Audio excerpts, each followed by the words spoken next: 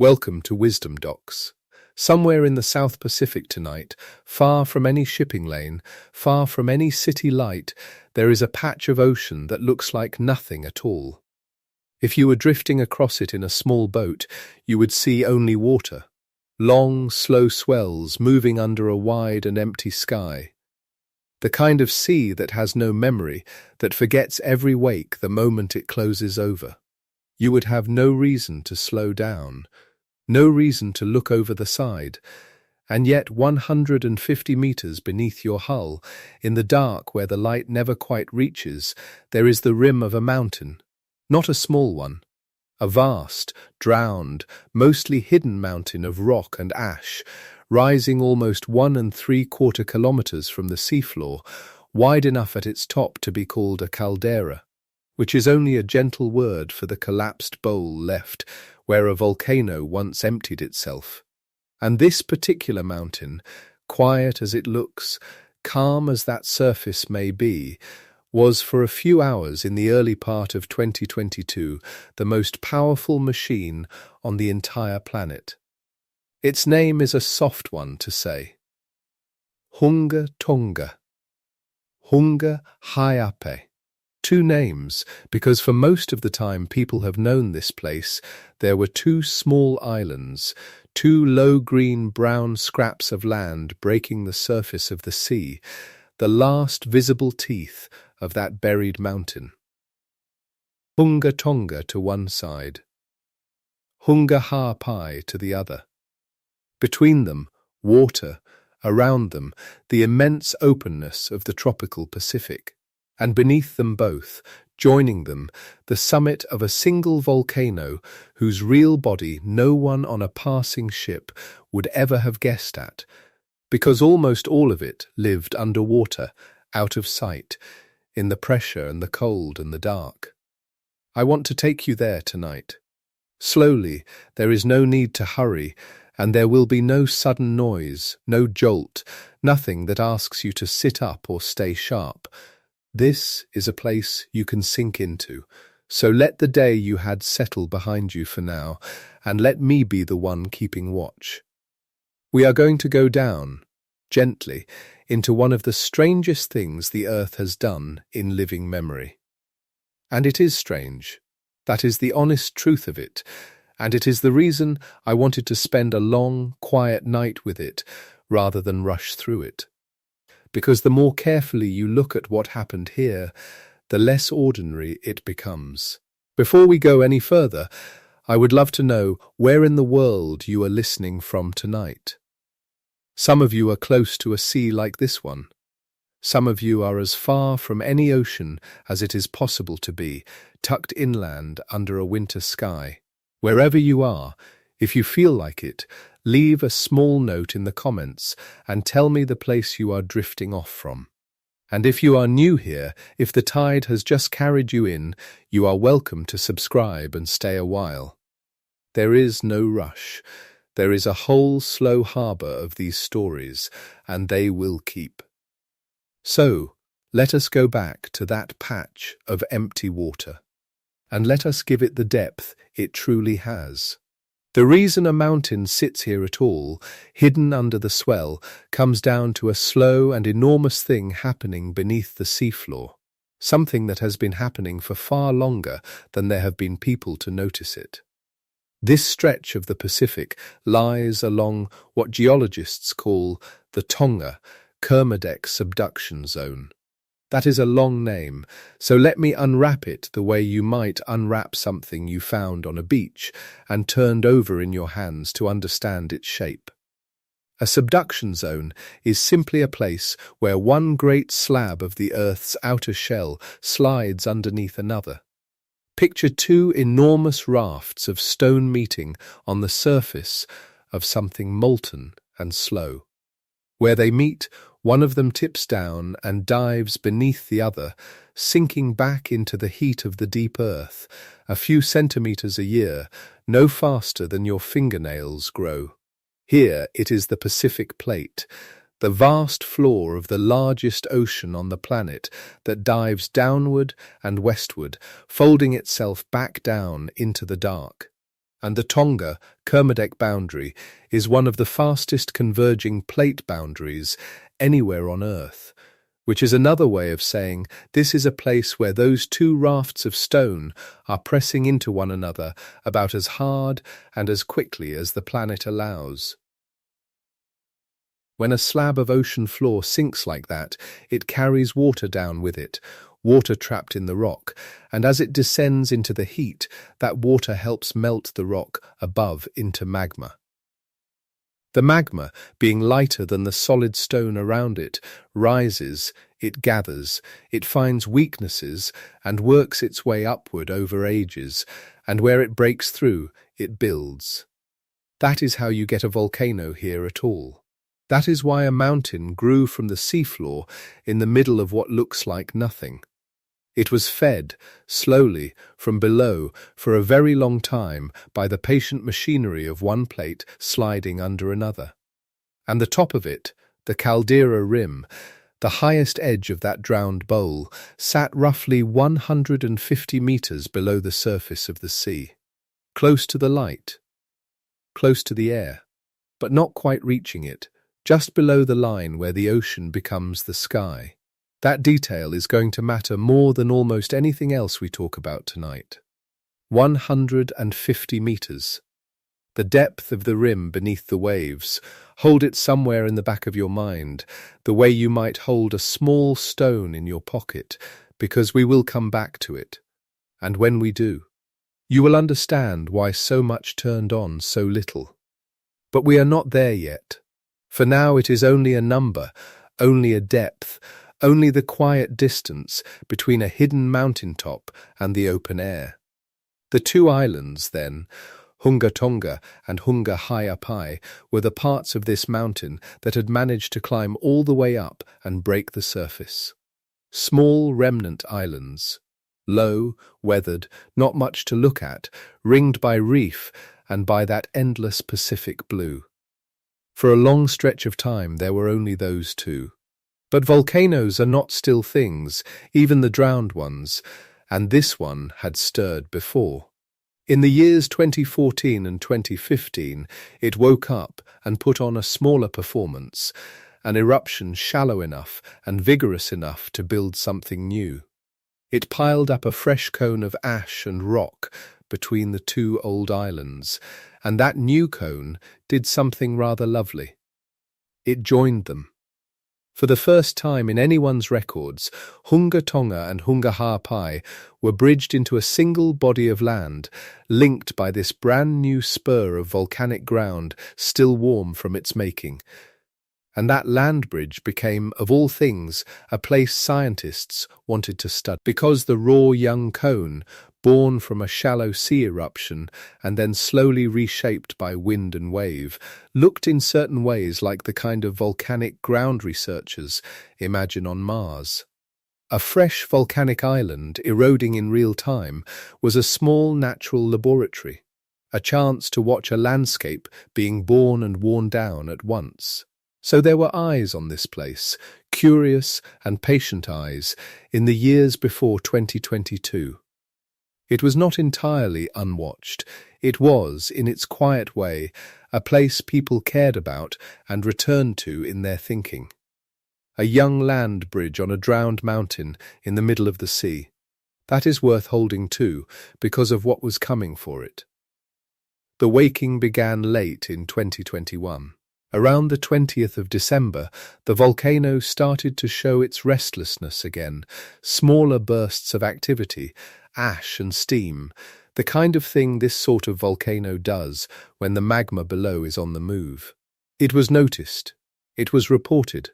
The Tonga Geological Services watched it, as did the wider network of people who keep track of the world's volcanoes, and for a few weeks it grumbled along, building islands and tearing them down in miniature, throwing up plumes that were dramatic in photographs, but not, by the standards of the planet, extraordinary. Then, in the first days of January, it went quieter. A lull. The sort of pause that, looking back, feels heavy with everything it did not yet reveal. though at the time it may only have seemed like the volcano settling down again, the way so many of these episodes do, fading back into the sea and the silence. But it was not settling. It was, if anything, gathering, and then came the 15th of January 2022.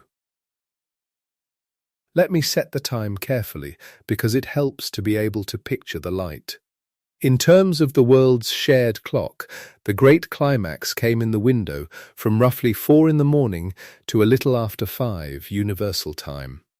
But there, on the islands of Tonga, on that side of the world, it was not the small hours of the morning at all. It was late afternoon, close to 5 o'clock in the evening, local time. The sun was low and warm over the water. It was the end of an ordinary Saturday. Whatever people were doing across those islands, whatever small evening tasks, they were doing them in that particular golden slant of light that comes before a Pacific dusk. And beneath the sea, at the rim of that drowned caldera, 150 meters down, the mountain reached the end of its patience. What happened next is the reason we are here, and it is the reason I have kept the pace so slow, because I do not want to hand it to you all at once. The volcano did not merely erupt. It did something that, even now, with more measurements taken of it than of any eruption in the history of the world, is not fully understood. Scientists can describe it, they can measure it in extraordinary detail.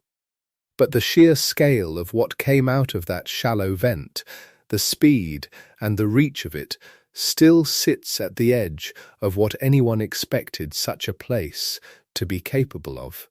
There is a genuine enigma at the heart of this, and I want to be honest with you about that, because the honesty is part of the calm. Nobody has to pretend to have every answer. The mountain did something that stretches the edges of understanding, and we get to sit with that tonight rather than tidy it away. Here is the first piece of it. The piece that I think is the most beautiful, and the one I want you to carry into sleep if you carry anything at all. From that hidden vent, 150 meters beneath a calm sea, the eruption threw a plume of ash and gas and steam upward to an altitude of about 57 kilometers. Let me say that again, slowly, because a number like that can slide past you before you feel its size.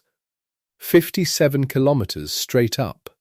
To understand what that means, you have to think about the layers of the sky the way you might think about the floors of a very tall building, each one stacked on the last, each with its own character. Down at the bottom is the part of the atmosphere we live in and breathe, the part where weather happens, where clouds gather and rain falls and storms turn. That layer reaches up to something like 17 kilometers over the tropics before it gives way. The boundary at its top even has a name, the tropopause, which you can think of as the ceiling of the world of weather, the lid above the clouds.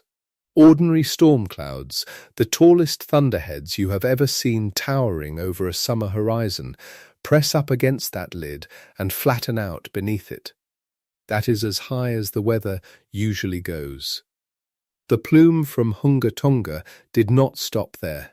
It punched straight through that ceiling, up into the next layer, the stratosphere, the calm high realm where the ozone lives and where airliners cruise in the smooth air above the storms. It kept going. It passed through the stratosphere entirely, through another boundary, higher still, and rose into the layer above even that, the mesosphere, a region so high and so thin that it is closer to the edge of space than to anything we would call sky. 57 kilometers, higher than any volcanic plume that has ever been directly measured in the whole record of such measurements. The highest. Not one of the highest.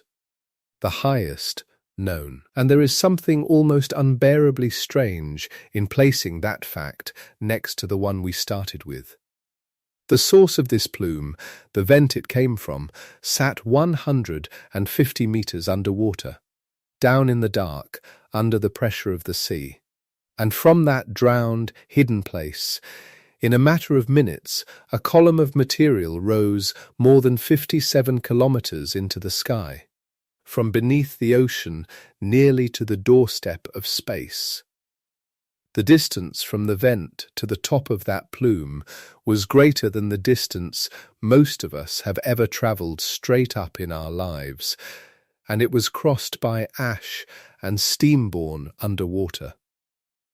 There is a kind of vertigo in that, but a gentle one, the sort you can lie back into rather than flinch from, a quiet vent under a quiet sea, reaching almost to the edge of the world's air. Now, you might wonder how anyone could possibly know the height of such a thing with any confidence. A plume that vast, rising in a matter of minutes over a remote patch of the South Pacific, in the late afternoon light, far from any mountaintop observatory or measuring station. And the answer to that is part of what makes this whole story so unusual, and it is a small marvel in its own right. So let me tell it slowly too. The height was pinned down using satellites. Not one satellite, but two, working together, and a rather elegant trick of geometry. There are weather satellites that sit far out in space, 36,000 kilometers up, in orbits arranged so that they hang in effect over a fixed spot on the Earth, turning with the planet, always looking down at the same part of the world. Over this region of the Pacific, two such satellites had overlapping views. One of them is called GOES-17, an American satellite watching from one angle. The other is called Himawari-8, a Japanese satellite watching from another. And because they were looking at the same towering plume from two slightly different positions in space. The top of that plume appeared in a slightly different place against the ground in each of their images. That small difference, that slight shift in apparent position, depending on where you view it from, is something you can measure. It is the same reason a nearby object seems to jump against the far background when you close one eye and then the other. Hold up a finger and try it, and the finger shifts against the wall behind it. The name for that shift is parallax. It is how your two eyes give you the sense of depth, of how far away things are. The two satellites were, in a sense, the two eyes of the world. And these satellites take a fresh image every 10 minutes, so as the plume climbed and boiled and spread, they were watching it together, 10 minutes at a time, from their two angles. By measuring how much the top of the plume shifted between the two views, scientists could work out how high it stood. They ran the numbers, and the top came out at about 57 kilometers, give or take 5 kilometers of uncertainty, which is a small margin around a very large fact. They also saw, in the same way, a secondary spreading of the cloud lower down, a second broad canopy sitting somewhere around 28 to 31 kilometers, as though the plume had made not one shelf in the sky, but two. We will come back to that double structure much later, because it turns out to be a clue, a fingerprint of exactly what kind of eruption this was. For now, simply hold the picture. Two satellites, two eyes, watching a plume from a drowned mountain climb higher than any ever recorded, and measuring it with the same trick your own eyes use to tell you how far away a candle is across a dark room. This is the thing I keep returning to, and the thing I want to leave, sitting quietly in your mind as your breathing slows. A vent 150 meters beneath a calm Pacific Sea through a plume 57 kilometers high. Past the clouds, past the ceiling of all weather, past the cruising altitude of every aircraft, into the mesosphere, into the thin high country at the edge of space. No eruption ever measured has reached higher. And it came from underwater. How? That is the question that is going to carry us through this whole long, slow night, and I am not going to answer it all at once, because the answer is worth the wandering. But let me lay the shape of the puzzle out for you now, gently, so that some part of your sleeping mind can turn it over even as the rest of you drifts. The obvious guess, if someone told you a volcano had made the highest plume ever measured and the loudest sound the planet has produced in well over a century, would be that it must have been an enormous eruption of the kind you picture. Rivers of glowing lava. Fountains of molten rock. A mountain torn open and pouring fire. That is what most of us imagine when we hear the word volcano, and it would be a reasonable thing to expect. But that is not what happened here. And this is the heart of the strangeness, the thing I find genuinely wonderful, the thing I have kept back until now precisely because it is so good. For all its violence, for all the reach and the height and the sound of it, Hunga Tonga produced remarkably little lava. Very little molten rock ever flowed. If you went looking for the great streams of glowing stone you associate with an eruption of this power, you would not find them. The engine of this blast, the thing that flung ash to the edge of space and sent its voice around the world, was not chiefly the fire of the magma at all. Sit with the oddness of that. The loudest thing the Earth has done since the year 1883. And it barely produced any lava. A blast measured in the tens of megatons, and yet the volcano did not pour out fire the way its size would seem to demand. Little lava. Giant blast. Those two facts do not want to sit next to each other. They feel like they belong to different stories. And the reason they belong to the same story. The reason a mostly underwater vent with almost no lava became the loudest blast of modern times comes down to something you already know from your own kitchen, something so ordinary you have watched it 100 times without ever thinking it could level an island. It comes down to what happens when water meets something far too hot and turns, all at once, to steam. But I am getting ahead of myself, and the whole point of tonight is not to get ahead. So let me pull us back to the surface for a moment, back to that calm patch of sea, and let me simply hold the two ends of the mystery up where you can see them both, before we begin the slow descent into the middle. At one end, there is the setting, a drowned caldera on the fast-diving edge of the Pacific Plate along the Tonga-Kermadec subduction zone. Two small islands, Hunga Tonga and Hunga Ha'apai, and the young cone that had joined them in 2014 and 2015. A rim 150 meters beneath the waves. A late afternoon on the 15th of January 2022, the sun low and gold over the water. An ordinary evening in Tonga. At the other end, there is what came of it. A plume 57 kilometers high, the tallest ever measured, watched by two satellites, reading its height the way your two eyes read the distance to a flame. A sound heard nearly 10,000 kilometers away. A pressure wave that would go on to circle the entire planet, not once, but several times over. A record ocean of water thrown into the high sky, enough to change the moisture of the whole stratosphere. And through all of it, almost no lava. A quiet vent that became for a few hours the most powerful machine on Earth, and did it somehow with steam. Between those two ends lies everything I want to walk you through tonight. Why so little lava and yet so vast a blast? How water, of all gentle things, can make an explosion larger rather than smaller? Why that one number, 150 meters of depth, may have been the difference between a quiet burp of steam and a sound heard across an ocean.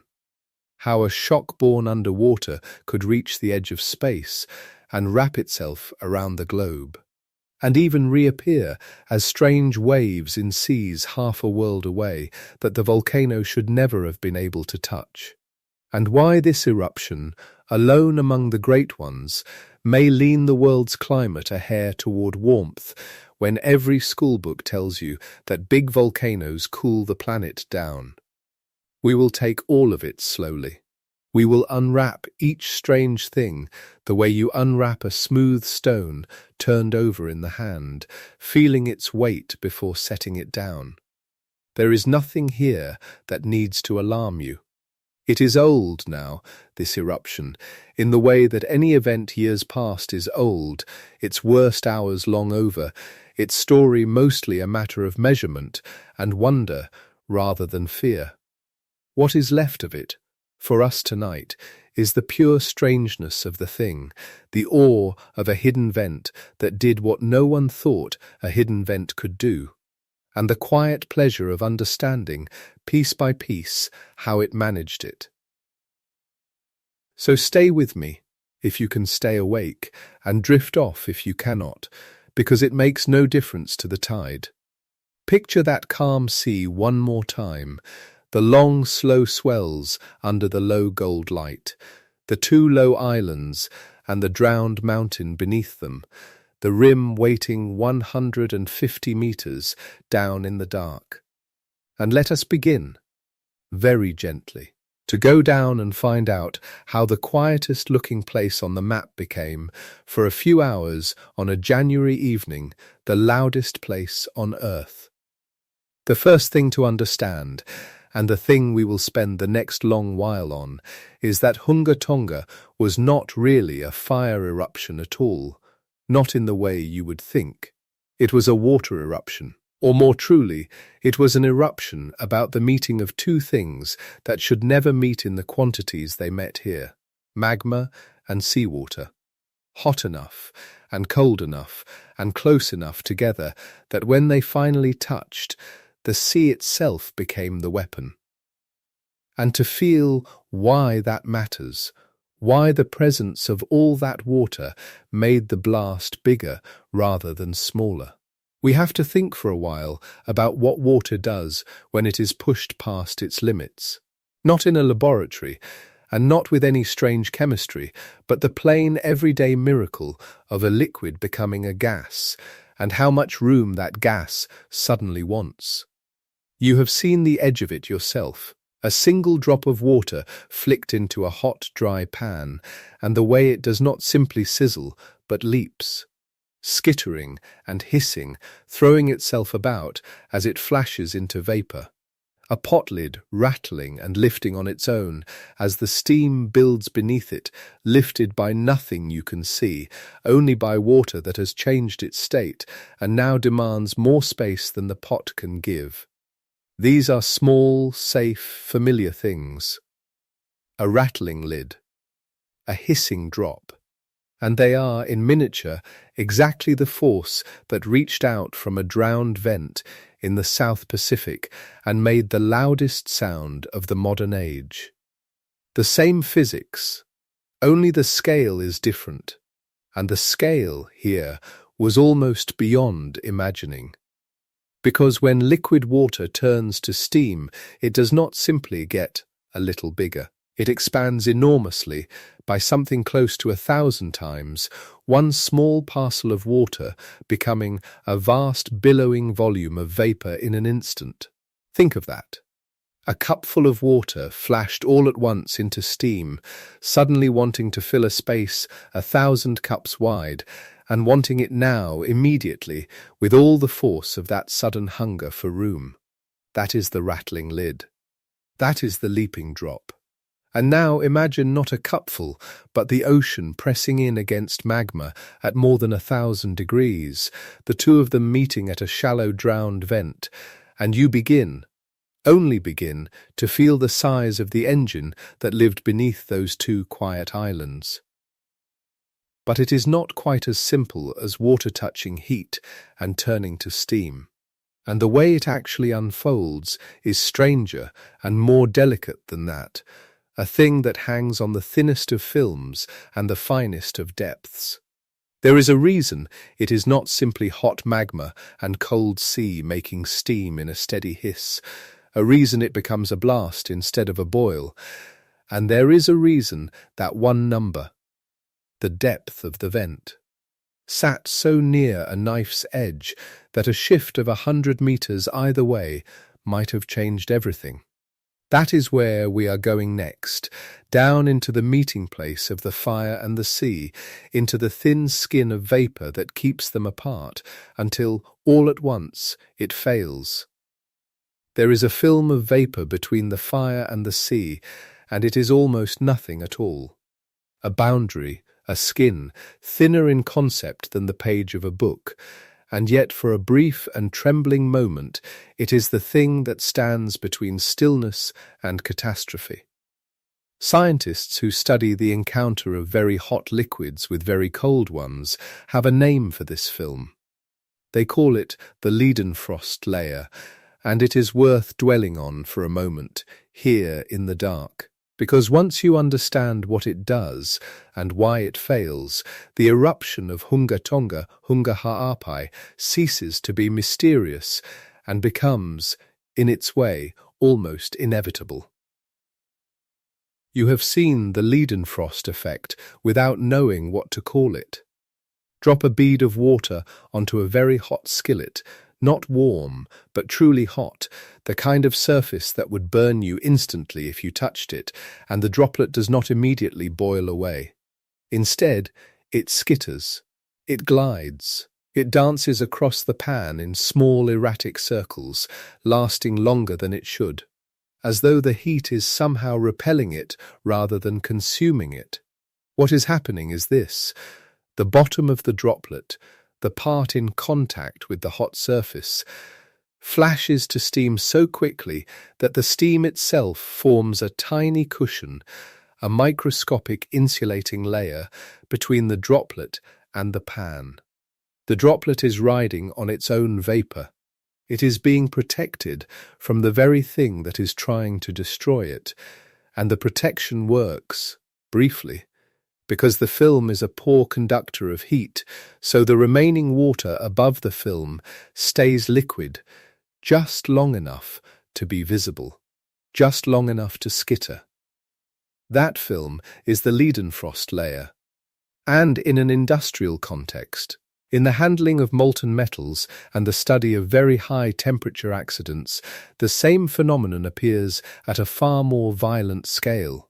When a molten material, an industrial melt, a mass of liquid rock, contacts a volatile coolant like water, a thin film of vapour initially separates them, just as it separates the water droplet from the hot pan. For a moment, that film holds. The heat transfers slowly through it, and the system is, in a relative sense, stable. The vapour cushion is insulating. The two substances are touching without touching, close without meeting. And then the film fails. It fails because it is unstable, because the interface between the vapour cushion and the surrounding liquid water is subject to tiny fluctuations, ripples, the kind of small perturbations that are present in any real fluid. When those ripples reach a certain amplitude, when the film thins at one point below a critical thickness, the coolant breaks through. It comes into direct contact with the molten material, and the heat transfer that had been slow and mediated suddenly becomes catastrophic and instantaneous. The water at the contact point absorbs an enormous amount of heat in a vanishingly small time. It flashes to steam, not gradually, all at once. The steam expands with tremendous force, shattering the interface, exposing fresh hot surface to fresh cold water, and the process repeats and repeats again, faster and faster. A chain reaction of fragmentation and vaporization that scientists call molten fuel coolant interaction, or MFCI. It is, in its structure, an explosion.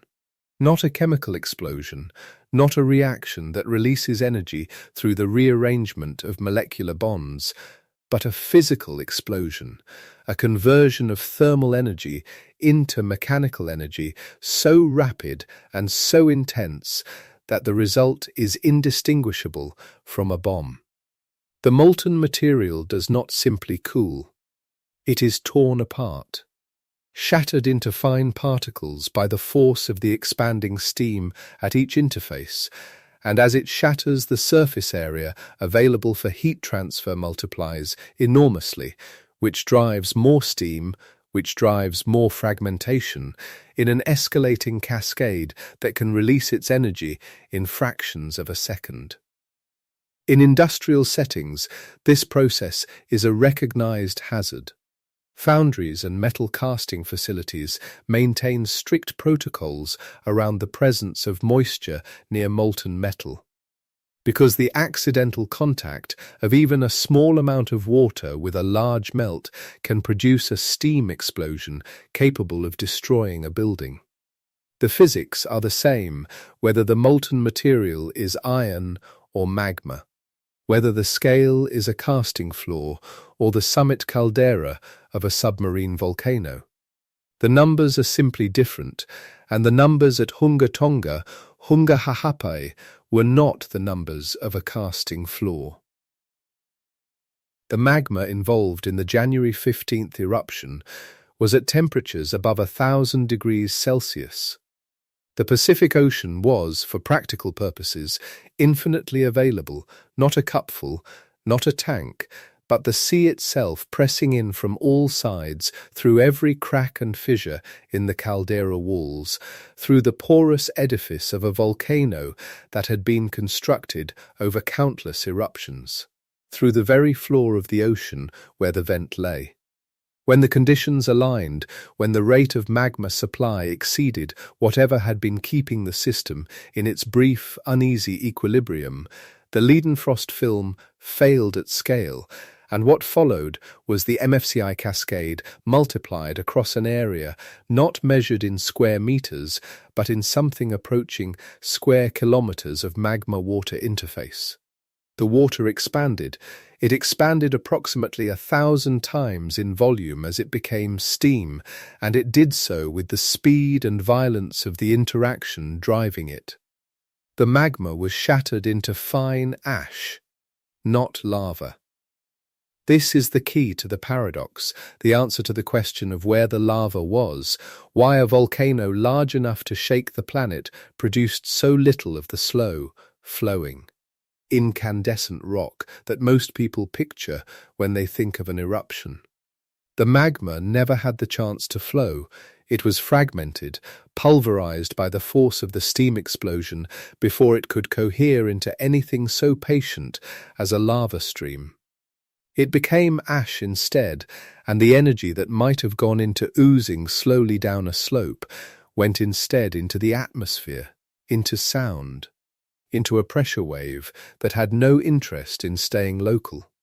There is a technical name for this kind of eruption, phreatomagmatic, from the Greek for well or spring, meaning water-driven magmatic explosion, and within that family there are specific types named for the scale and character of the water involvement. When the water is groundwater or a shallow crater lake, the eruption is often called phreatic or Surtsian. When it is the open ocean, when the scale is large and the steam column reaches into the stratosphere and beyond, it becomes phreatoplinian, a term that evokes Pliny the Elder's account of Vesuvius in 79 AD, though what happened at Hunga Tonga, Hunga Ha'apai, dwarfed anything Pliny described and exceeded anything in the modern instrumental record. But the naming matters less than the mechanism, and the mechanism is the meeting of fire and sea at a depth that was, by the strictest margin, exactly wrong for quiet, or exactly right, depending on whether you are the sea. The question of depth is the hinge on which everything else swings, and it is worth turning it slowly, because it contains a kind of cruelty, a thinness of margin. That is not immediately obvious. The caldera rim of Hunga Tonga, Hunga Ha'apai, sat at roughly 150 meters below the surface of the Pacific, and this depth, not a kilometer down, not 10 meters down, but this specific, narrow, almost accidental depth placed the eruption in what researchers have called the Goldilocks window for explosive ocean-volcano interaction. Consider what happens at the extremes. If the eruption happens very deep, say several hundred meters to a kilometer or more below sea level, the weight of the water column above the vent is enormous. Water pressure increases by roughly 1 atmosphere, 1 bar, for every 10 meters of depth. At 100 meters down, the pressure is already 10 times what it is at the surface. At several hundred meters, it is many tens of atmospheres. Under that kind of pressure, steam cannot simply expand as it wishes. The weight of the water above it suppresses the expansion, compresses the bubble before it can grow, prevents the fragmentation cascade from reaching the scale it needs to produce a true explosion. The magma still contacts the water. The Leidenfrost film still fails. But the energy released is absorbed by the column of water above it, and the eruption becomes something quieter, effusive perhaps, or a slow submarine ooze that produces pillow lavas, rounded blobs of cooled magma on the seafloor, unthreatening and nearly silent. The deep ocean is full of such lavas. The mid-ocean ridges, where new seafloor is constantly being born, produce them by the billions of tons every year, and almost no one notices. Now consider the other extreme. If the vent is very shallow, barely submerged or intermittently above the waterline, the water access is limited. There is not enough water in contact with the magma at any one moment to drive the MCI cascade at scale. The interaction is more sporadic, more intermittent, a series of smaller explosions rather than a sustained and self-amplifying chain. These eruptions can still be dramatic. Surtsey, rising from the sea off Iceland's coast in 1963, produced spectacular jets of steam and ash as it grew through the shallow water, but they are constrained by the limited interface between magma and the available water. Once the vent grows above the waterline, the water interaction decreases further, and the eruption, if it continues, becomes more conventionally volcanic, more lava and less steam. Surtsey is worth a moment here.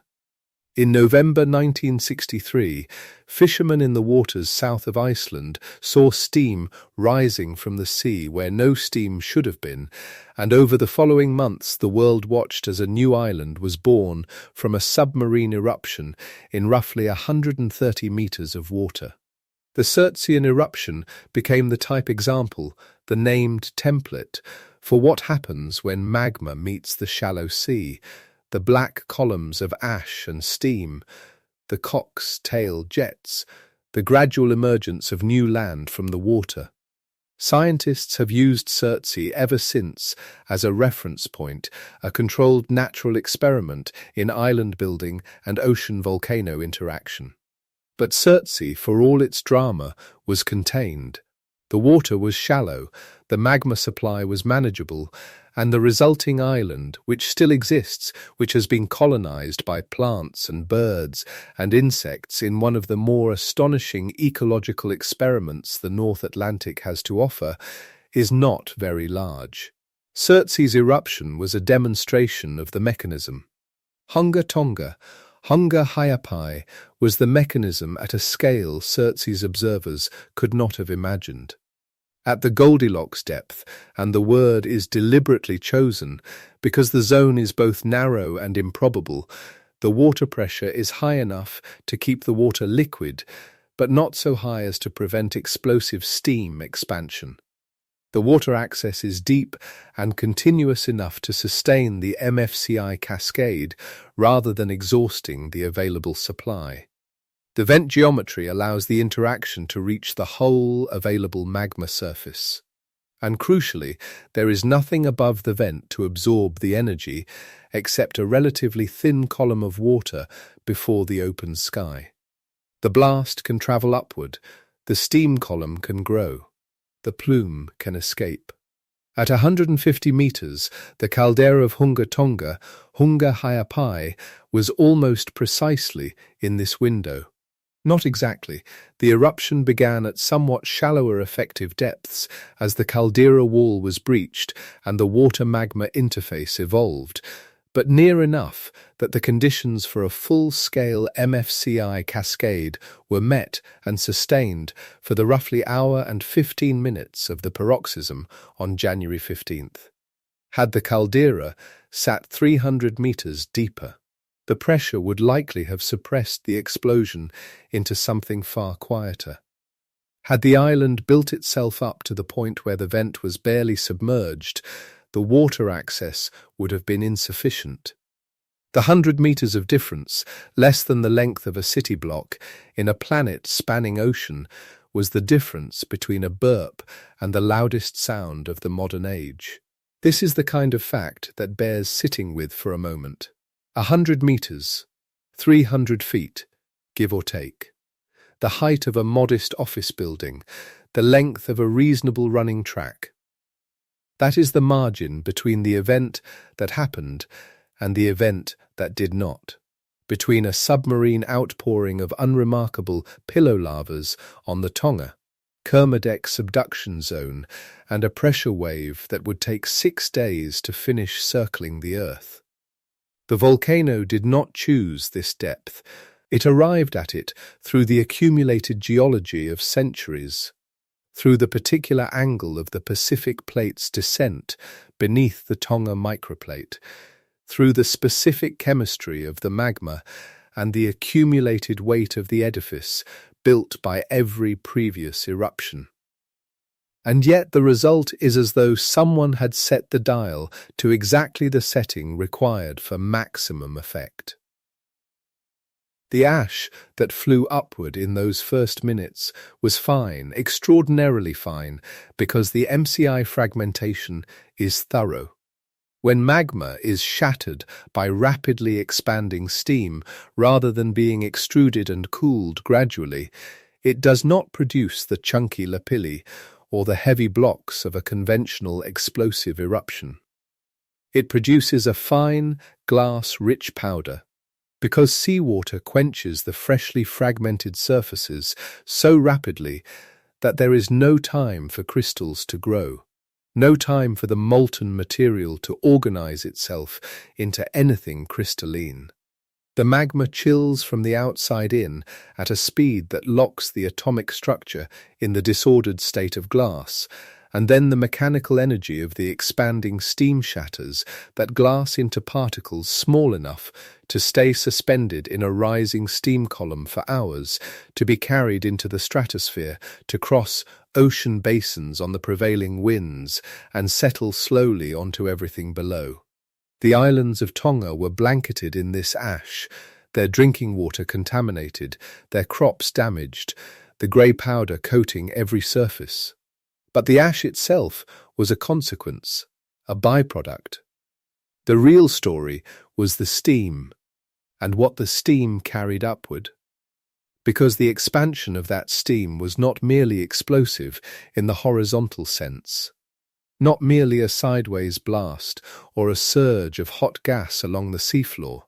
It was directed, enormously, vertically. The column of steam and fragmented magma that began building above the caldera in the early minutes of the paroxysm was being fed by an MC cascade of extraordinary power, and the thrust it generated was sufficient to drive a plume upward at speeds that exceed what any eruption in the modern measurement era had achieved. The column did not simply rise through the troposphere, the lowest and most turbulent layer of the atmosphere, where weather lives, where clouds form and rain falls, the layer that extends to roughly 17 kilometers above sea level at tropical latitudes. It broke through the tropopause, the cold, invisible lid that normally acts as a cap for convection. the boundary above which ordinary weather cannot pass. It drove through the stratosphere, the stable, layered region above, where temperatures increase with altitude and where the air circulates on timescales of years rather than days. It continued rising past the stratopores at around 50 kilometers into the mesosphere, the layer above the stratosphere, the region where meteors burn, where noctilucent clouds form on summer nights at high latitudes, and it did not stop until it reached approximately 57 kilometers above the sea. 57 kilometers. The number was established by a method that would have been impossible for any previous eruption, a parallax technique using simultaneous observations from two geostationary weather satellites, GOES-17 and Himawari-8. Each positioned at different points above the Pacific, each capturing images of the growing plume every 10 minutes. By comparing the apparent position of the plume top against the background of stars and the known geometry of the two satellites' orbits, scientists could triangulate the height with a precision not available from a single vantage point. The answer, 57 kilometers plus or minus 5, was unlike anything in the database. No eruption previously measured had sent material so high. Krakatoa in 1883 likely reached into the stratosphere. The vivid sunsets it painted around the world for years afterward are evidence of that, but no one had the instruments to measure it directly. Pinatubo in 1991, the previous benchmark for modern large eruptions, reached perhaps 35 to 40 kilometers. Hunga Tonga, Hunga Ha'apai, exceeded that by a margin that is not a rounding error. It nearly doubled Pinatubo's height. The double structure of the cloud tells part of the story. As the column rose, it encountered its level of neutral buoyancy, the altitude at which the rising material is no longer lighter than the surrounding air and would ordinarily stop rising and spread outward. For most eruptions, this produces the familiar anvil shape, the broad flat umbrella that spreads in a disk from the top of the column. For Hunga Tonga, Hunga Ha'apai, there were two such umbrellas, one at roughly 28 to 31 kilometers and a second, smaller one at the extreme height around 57 kilometers. The reason is the extra momentum, the extra thrust provided by the flash-generated steam, a burst of propulsive energy that was not available to eruptions driven by gas-rich magma alone. The plume overshot its natural ceiling, carrying material past the first spreading level and up into the mesosphere, where it formed a second, thinner canopy. The satellite images of those two concentric rings of spreading cloud, one nested above the other, were unlike anything in the archive. They were visible from orbit in extraordinary clarity. The lower umbrella spreading to perhaps 500 to 600 kilometers across within an hour, a continental scale disk of ash and ice growing at a speed that made normal storm systems look slow. All of this, the MCI cascade, the Goldilocks depth, the steam thrust, the record-breaking plume, explains the first great paradox of the eruption. Very little lava, because the magma was fragmented before it could flow.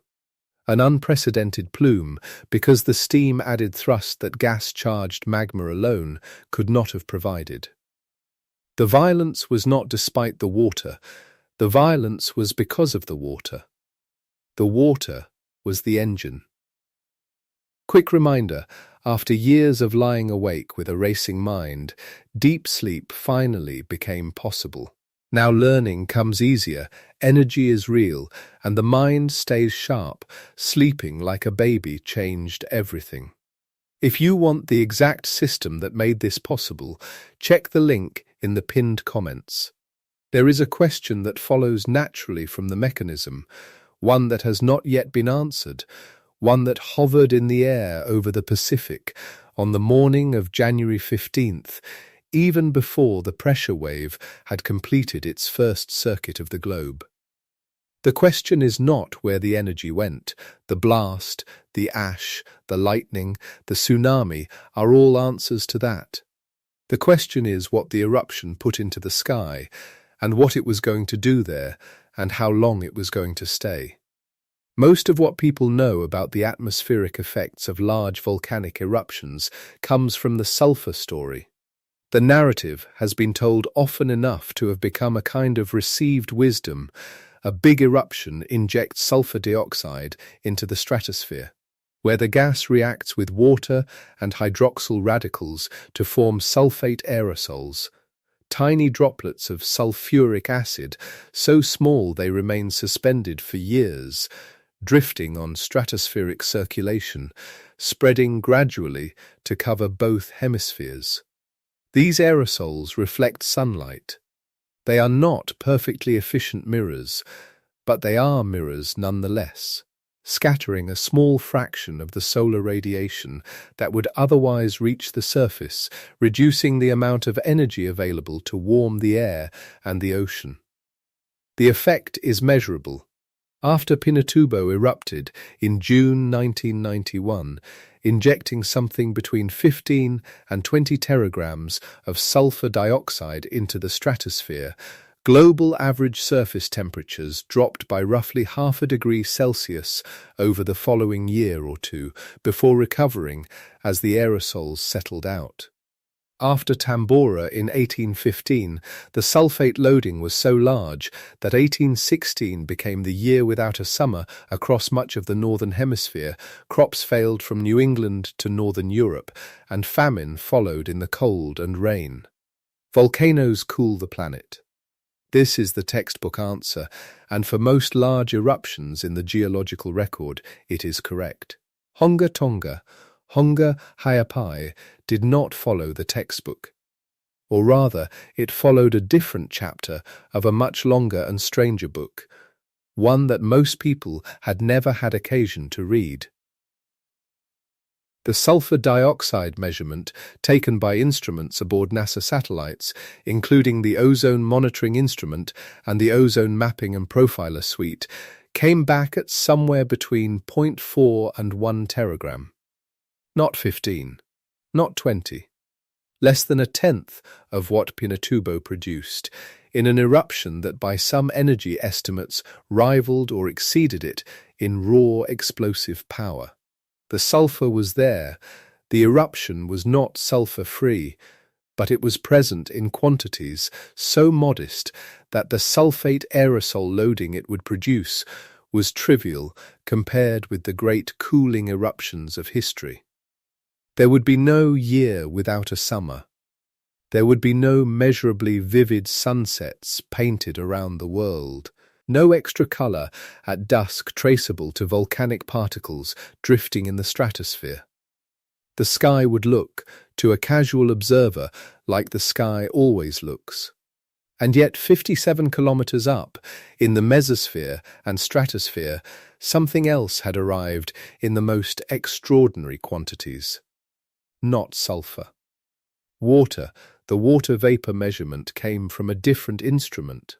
The microwave limb sounder aboard NASA's Aura satellite, which orbits at around 705 kilometres and uses microwave radiation to detect the concentration of trace gases at various levels in the atmosphere, with a sensitivity and vertical resolution that no other instrument available at the time could match. The numbers it returned for the weeks following January 15, 2022, were so far outside the range of anything previously observed that the researchers who processed them checked and rechecked the data before publishing. The eruption had injected approximately 146 teragrams of water vapour into the stratosphere.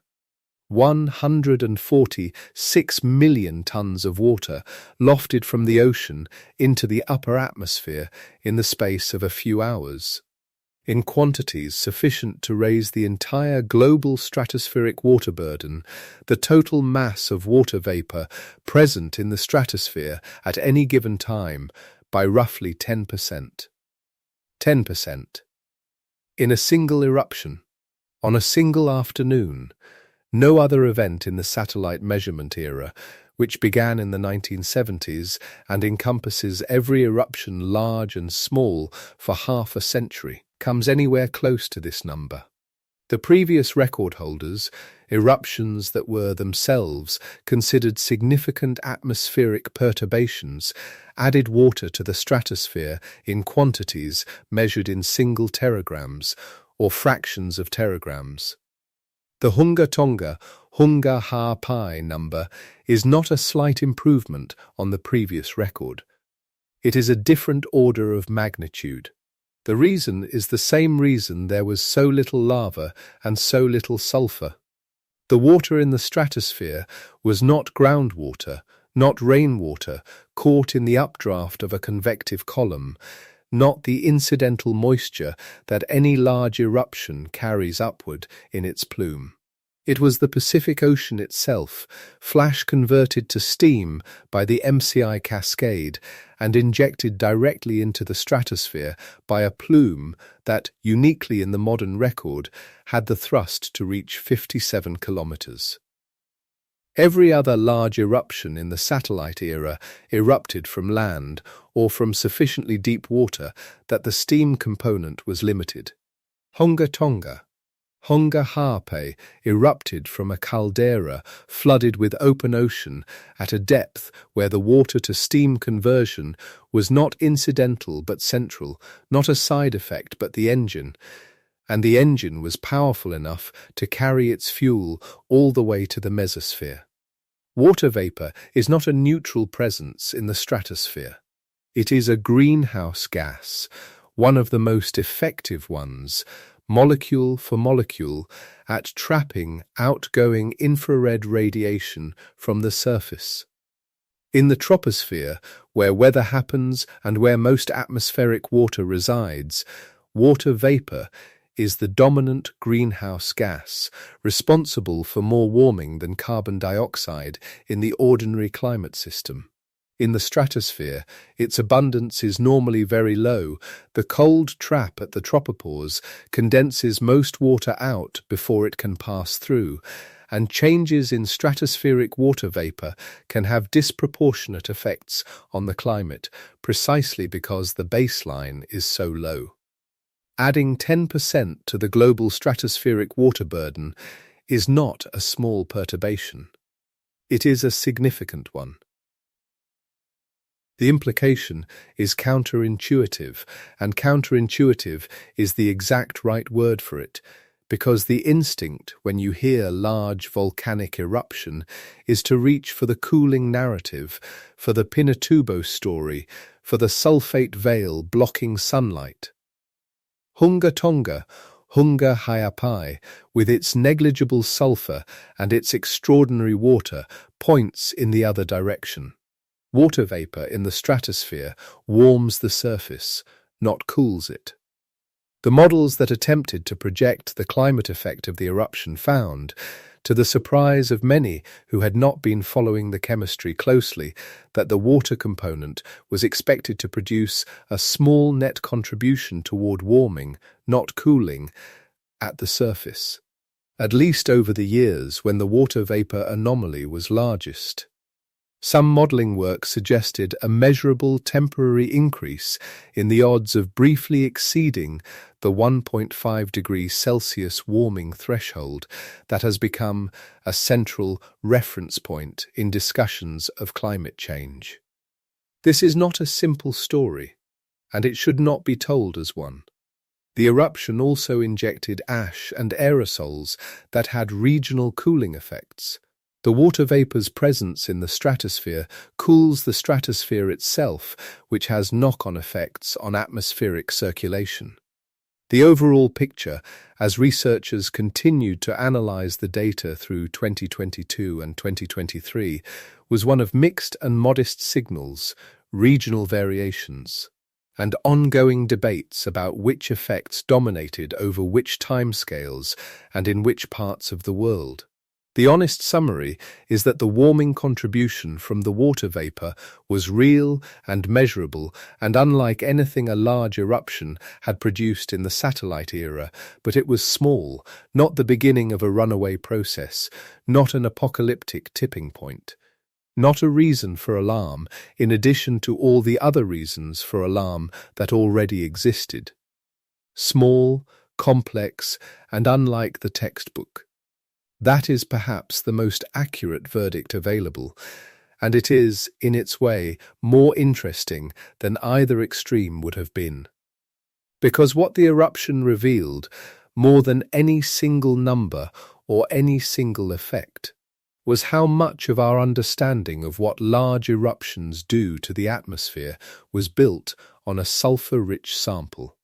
The great eruptions we know, Krakatoa, Pinatubo, Tambora, Laki, were all relatively rich in sulfur and relatively poor in the kind of wholesale ocean water injection that requires a Goldilocks depth caldera and a Fretaplinian plume reaching the mesosphere. The database of atmospheric perturbations from volcanoes was, without anyone intending it to be, a sulfur database. Hunga Tonga, Hunga Ha'apai added a data point that the database had no category for. The water eruption. The ocean-fed blast. The eruption that warmed instead of cooled, that left no vivid sulfate sunsets, that put its energy not into a reflective veil, but into a decade-long burden of extra moisture slowly cycling through the upper atmosphere. And the word decade is not a loose figure. The estimates for how long the water vapor anomaly would persist in the stratosphere, how many years it would take for the extra moisture to work its way back down through the tropopause and return to the lower atmosphere, ranged from roughly 5 to 10 years. This is not a sharp, brief shock like the temperature drop after Pinatubo, which lasted a year or two and was largely over by the time most people had stopped talking about it.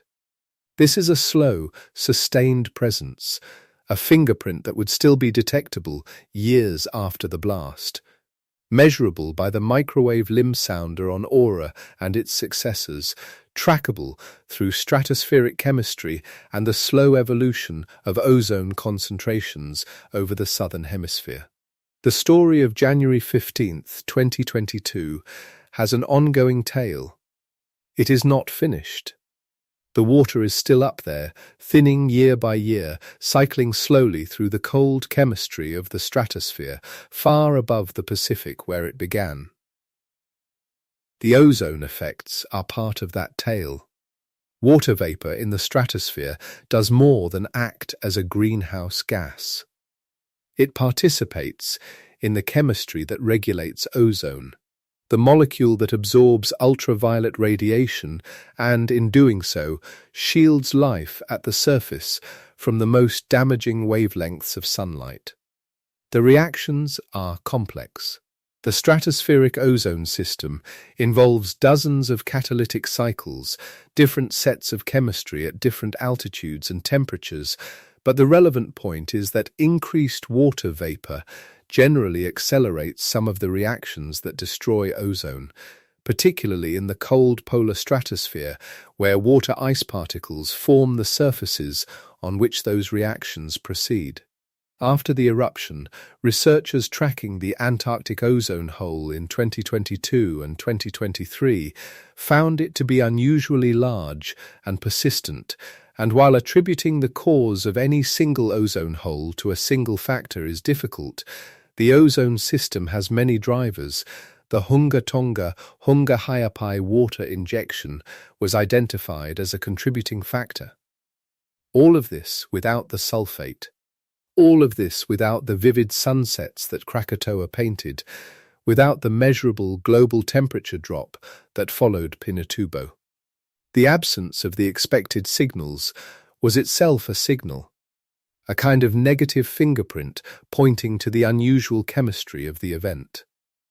People watching skies around the world in the weeks and months after January 15th, 2022. did not see exceptional orange and red at dusk, did not see the atmospheric optical effects that sulfate aerosols produce, did not have the experience that 19th century painters captured so vividly after Krakatoa, the lurid twilight colours that inspired Turner's late canvases and gave rise to a small literature of wonder and mild dread. The sky was ordinary, and the reason the sky was ordinary was the same reason everything else about the eruption was extraordinary. The water was the driver, not the sulfur, and water in the stratosphere does not scatter sunlight in the colours that sulfate does. Somewhere below all of this, in the dark water of the Tonga Kermadec subduction zone, the seafloor that had been the stage for the eruption had been remade. The two small islands of Hunga Tonga and Hunga Ha'apai, the remnant rims of the old caldera that had given the volcano its compound name, were largely gone. The fresh cone built so carefully during the 2014-2015 eruption, the one that had briefly united the two islands into one and that scientists had been studying as an analogue for volcanic island formation, had been erased. The caldera floor, according to bathymetric surveys carried out by the vessels of New Zealand's National Institute of Water and Atmospheric Research and its partners in the weeks and months after the eruption, had dropped by an estimated 700 metres, the entire summit structure having partially collapsed inward as the magma beneath it was withdrawn by the eruption. The shape of the seafloor was unrecognisable compared with the charts made before January 15th. The volcano had consumed itself in the act of detonating, and in the consuming, the sheer physical displacement of material, the columns of dense, ash-laden water rushing outward from the caldera in the wake of the blast, the pyroclastic density currents that avalanched down the flanks of the edifice and onto the seafloor had produced something that no instrument had ever recorded before at this scale. The fastest underwater sediment flows in the measured record. Those flows moved at speeds that nothing on the seafloor was designed to survive.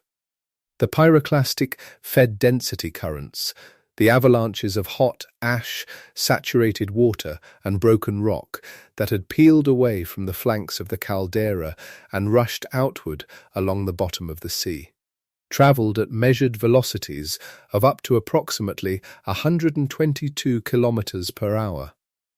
To put that figure against something familiar, that is the speed of a regional express train, not slowing, not curving, not stopping, carrying a mass of superheated sediment and fragmented volcanic material along the seafloor in the dark, for a distance of more than 100 kilometers from the vent. They had the force to scour rock. They had the density to bury anything in their path. And in their path, laid with extraordinary care along the bottom of the Tonga Trench and the shallower ridges flanking it, ran a cable. It was a submarine fiber-optic cable, the kind of infrastructure that most people never think about and that the modern world cannot function without. Thin as a garden hose in places, encased in layers of steel and polyethylene, carrying the compressed light pulses of internet traffic, phone calls, financial transactions, weather data, and the endless low hum of digital communication between the Tongan Islands and the rest of the world. The timing of the cable breaks, detected by network engineers thousands of kilometers away, who noticed, in rapid succession, that signal after signal had dropped, allowed scientists to reconstruct, with the precision of a stopwatch, exactly when and where the density currents had passed. The cable did not break in one place. It broke in multiple places, at measurable intervals, in a sequence that traced the advancing front of the underwater avalanche across the seafloor like the tip of a pen being drawn across paper. And then the signal stopped entirely. Not because the cable broke again, but because there was nothing left of it to break. Tonga went dark.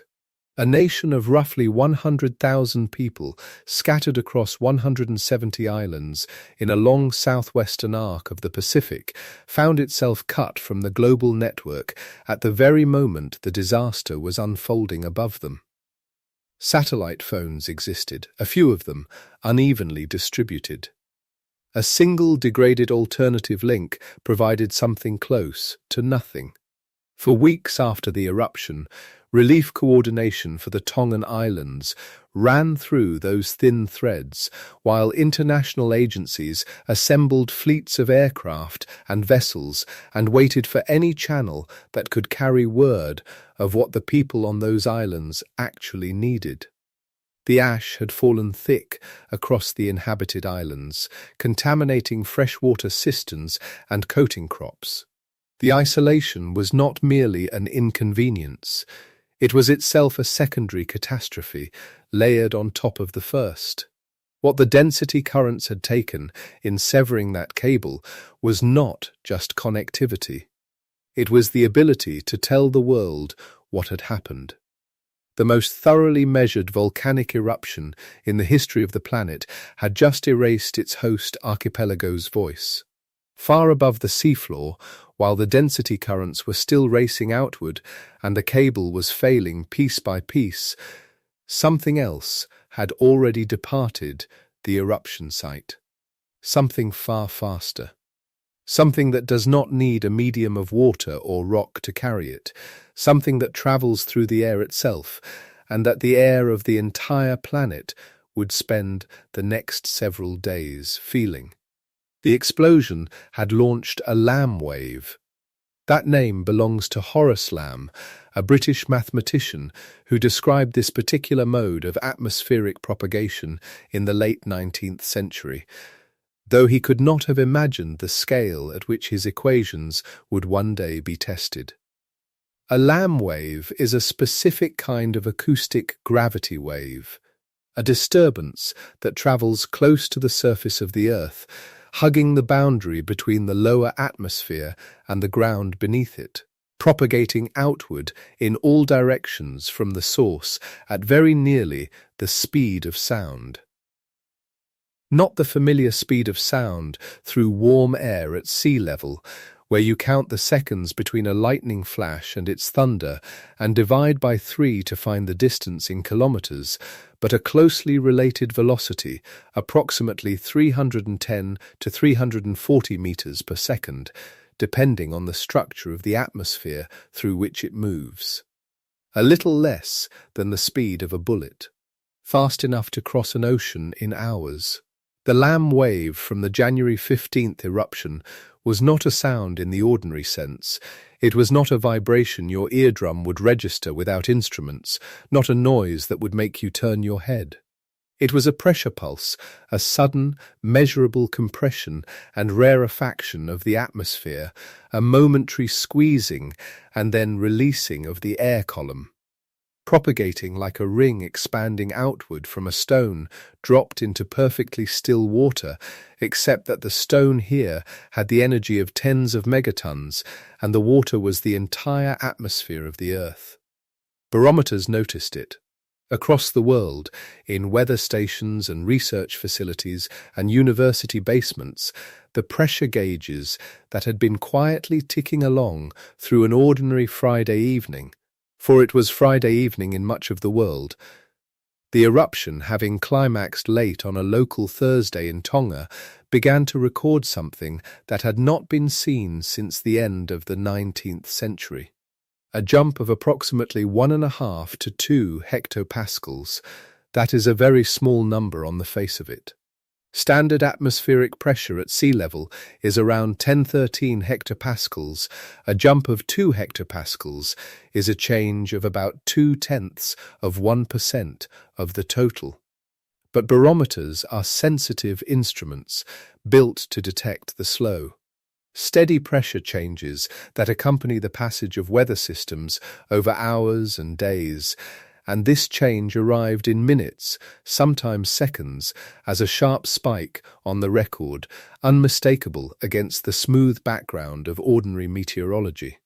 It arrived in New Zealand first, because New Zealand is close, a few thousand kilometers south and west of Tonga across open Pacific water, the kind of neighbor that gets the weather before anyone else. The barometers in Auckland and Wellington and Christchurch recorded the pulse and moved on. Then it crossed Australia, registering at Perth and Sydney and Darwin in succession. It reached the coast of Asia, it swept across the Indian Ocean and up through the Arabian Sea and across the plains of the Middle East. It arrived in Europe, where meteorologists who had been following early reports of the eruption on the other side of the world were already watching their instruments with deliberate attention. The wave took roughly 35 hours to travel one full circuit of the Earth. That is the time required for something moving at approximately the speed of sound to trace a path along the circumference of a planet with a mean radius of about 6,371 kilometers, a path of roughly 40,000 kilometers, and return to the place it started. And it did not stop at one circuit. It went around again. Barometers logged the pulse as it passed for the first time, and then, as the hours continued, they logged a second passage and a third and a fourth. Some stations detected 5 or even 6 distinct passages over a period of approximately 6 days, the wave decaying slowly with each circuit, bleeding energy gradually into the atmosphere, but retaining enough coherence to register clearly on sensitive instruments. 4 full circuits confirmed, perhaps 6. The last time the world had measured such a thing was 1883. Krakatoa, in the Sunda Strait between Java and Sumatra, had exploded in August of that year with a violence that geologists still discuss in careful, measured language. The atmospheric pulse from Krakatoa had been tracked by the newly widespread network of self-recording barometers that the late Victorian era had just installed around the empire and its scientific institutions, and the records from London and Bombay and Melbourne had shown the same repeating signature, the wave going around and around again. For 139 years after Krakatoa, no eruption had produced a lamb wave of comparable global reach. The technique of using barometers to reconstruct the timing and energy of a distant blast, exercised so painstakingly after 1883, had sat largely dormant, a method waiting for an event large enough to need it again. January 15th, 2022 was that event. The irony in that comparison is worth holding for a moment. Krakatoa is the defining word in ordinary language for volcanic catastrophe, the name people reach for when they want to invoke the idea of an eruption so large it changed the world. And here was a volcano that most people on Earth had never heard of, a hidden caldera mostly beneath the sea. On a small island nation in the far southwestern Pacific, the kind of place that does not appear in common conversation, sending a pressure pulse around the globe with a signature that matched and in some ways exceeded what Krakatoa had done. The barometers were closing a 139-year loop. And the sound itself, not the pressure wave, the actual acoustic sound, the boom.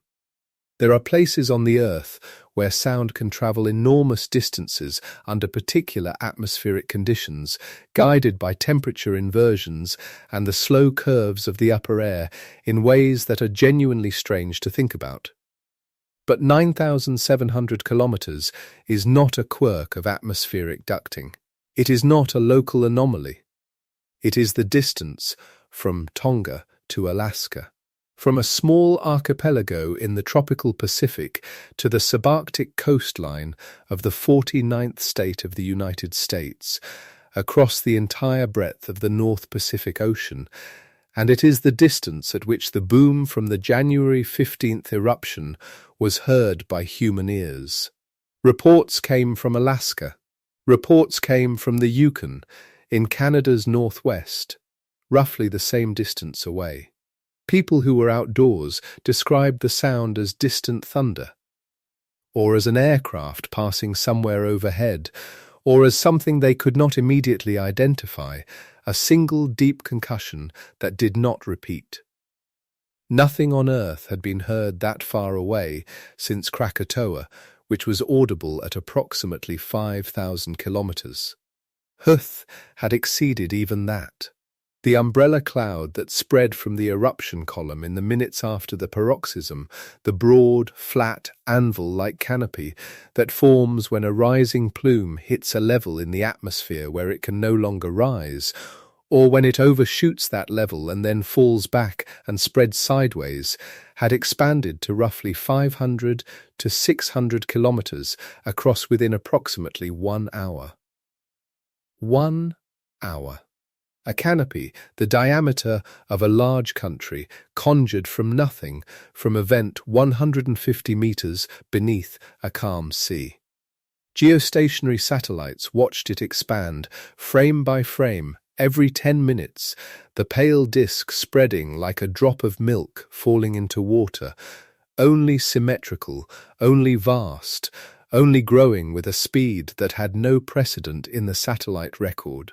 Seen from orbit, the eruption looked like something a god had spilled.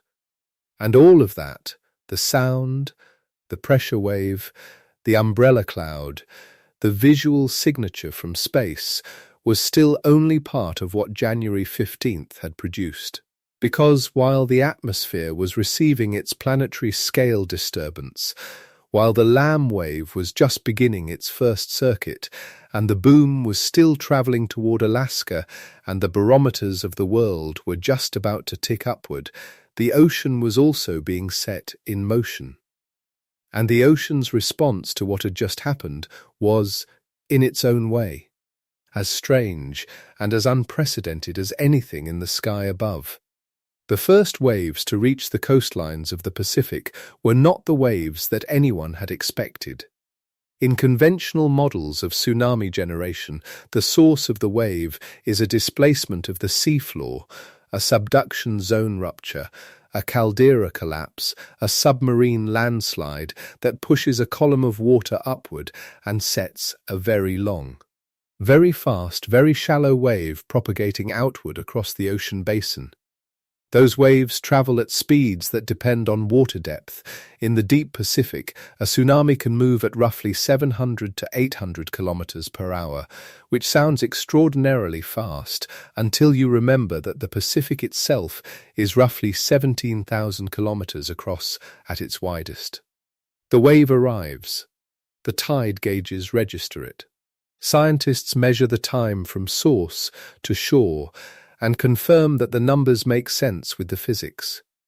On January 15th, the numbers did not make sense. Tide gauges and sea level sensors on coastlines far from Tonga were recording anomalous waves at times that could not be explained by a conventional tsunami propagating outward from the caldera. The timing was wrong. The waves were arriving earlier than a waterborne wave from the eruption site could have travelled, and in places that a Pacific tsunami would not normally be expected to reach with significant amplitude, or at least not so quickly. The explanation, when it came, involved a phenomenon called Proudman resonance, and to understand it helps to hold in mind the image of the Lamb wave travelling across the surface of the ocean. The Lamb wave was moving through the atmosphere at approximately the speed of sound, hugging the surface of the Earth, pushing the air downward as it passed. When it travelled across water, it pushed the surface of the ocean downward and then upward as it passed, in a subtle, rapid sequence. Under ordinary circumstances, this kind of atmospheric pressure disturbance would produce only a tiny, almost invisible response in the sea surface. The ocean is heavy and inertial, and a brief pulse of air pressure is not usually enough to displace it significantly. But Proudman resonance is the exception. It occurs when the speed at which an atmospheric disturbance crosses the ocean's surface matches the speed at which a long gravity wave, a tsunami-type wave, propagates through the water at that particular depth. When those two speeds match, the atmospheric pulse and the ocean surface are in resonance with each other, like pushing a swing at exactly the right moment. And the ocean response can amplify dramatically. The Lam wave from Huth moved at roughly the speed of sound. And there are ocean depths where long surface waves propagate at roughly the same speed. In those places, as the atmospheric pressure pulse crossed the water, it dragged the sea into resonance with itself, generating what scientists describe as a meteor tsunami.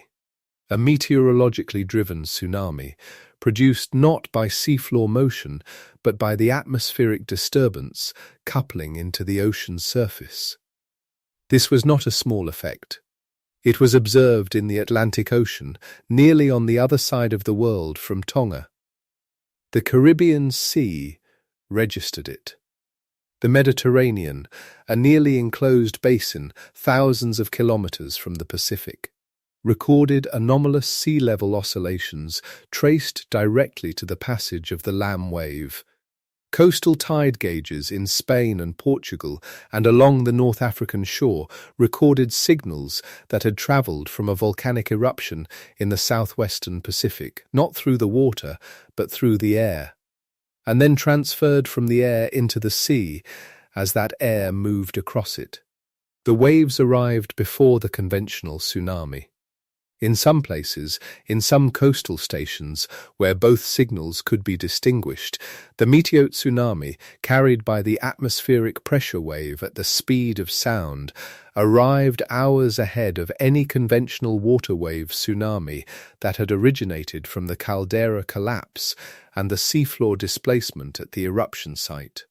The air outran the water. The warning systems, built around the physics of waterborne waves and calibrated to the timing of conventional tsunami propagation, were not designed for this.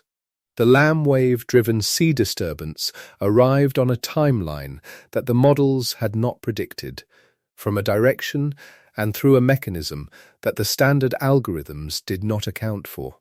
It was a genuinely novel forecasting problem, not a failure of the warning system in the ordinary sense, but a demonstration that the existing system was incomplete, that it had been built for one kind of wave, and the January 15th eruption had also produced another.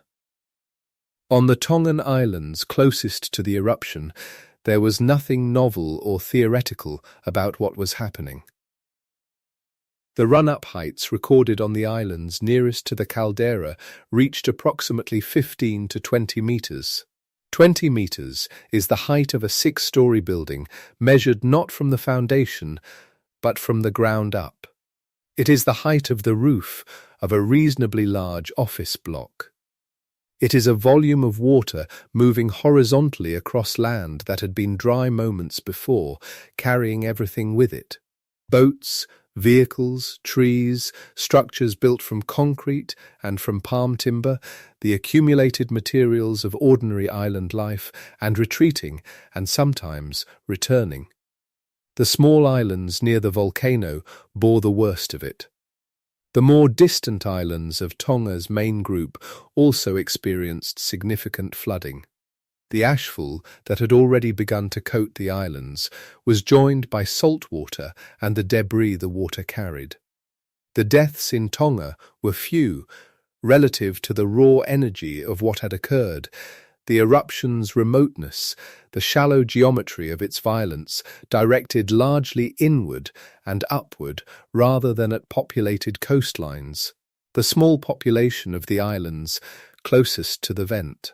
The fact that Tongan communities have generations of experience with the sea.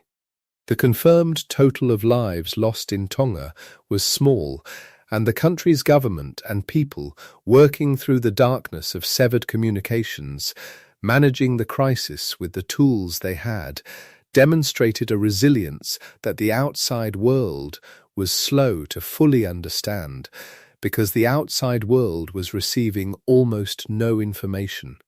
But the ocean had not finished with the coastlines of the world.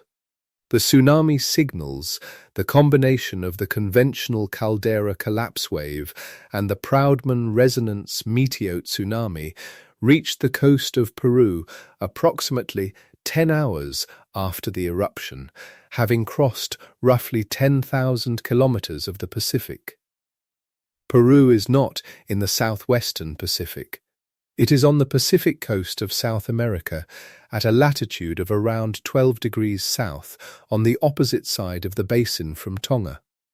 Tsunamis from distant Pacific sources are not unknown there. The Pacific is a connected ocean, and major subduction zone earthquakes on one side send waves to the other, but the waves from Earth arrived at Peruvian beaches while people were there. 2 people drowned. The waves that killed them had originated from a volcanic eruption nearly 10,000 kilometers away, driven by a mechanism partly atmospheric and partly oceanographic, operating through physics that most of the people who write tsunami warnings had not previously had to account for. Japan issued advisories.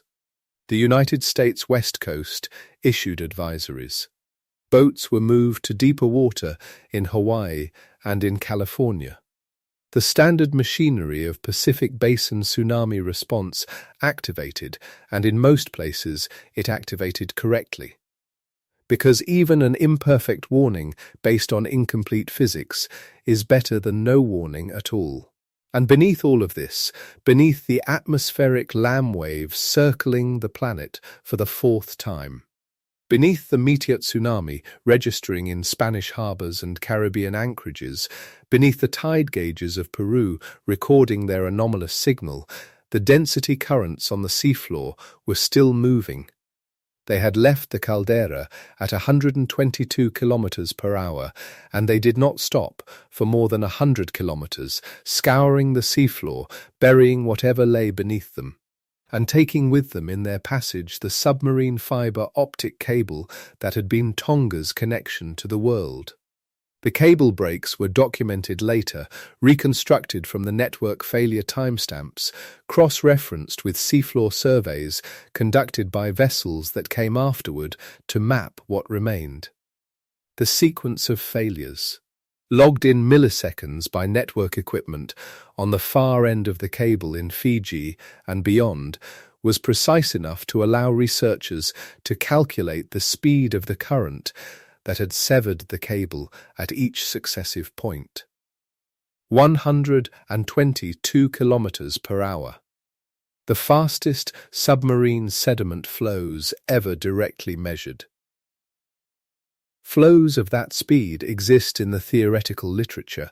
They are predicted by certain hydrodynamic models, invoked to explain geological features found in the rock record, channels carved into the continental slope, thick deposits of deep water sediment far from where any river could have deposited them, features that seem to require very fast, very energetic flows to form. Before January 15th, however, those speeds had been inferred from the geological aftermath, not measured in real time. The cable breaks from Thirth gave, for the first time, a direct instrumental record.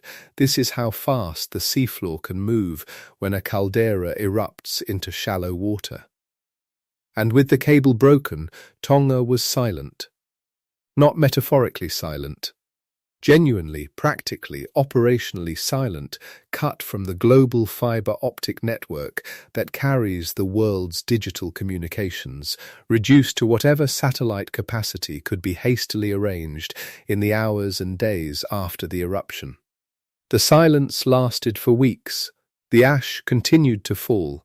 The contaminated water cisterns continued to hold their greyish, undrinkable contents. The relief aircraft that flew in from Australia and New Zealand and further afield had to operate on limited information, making decisions about what to bring based on general experience with disaster response rather than specific knowledge of what was most urgently needed.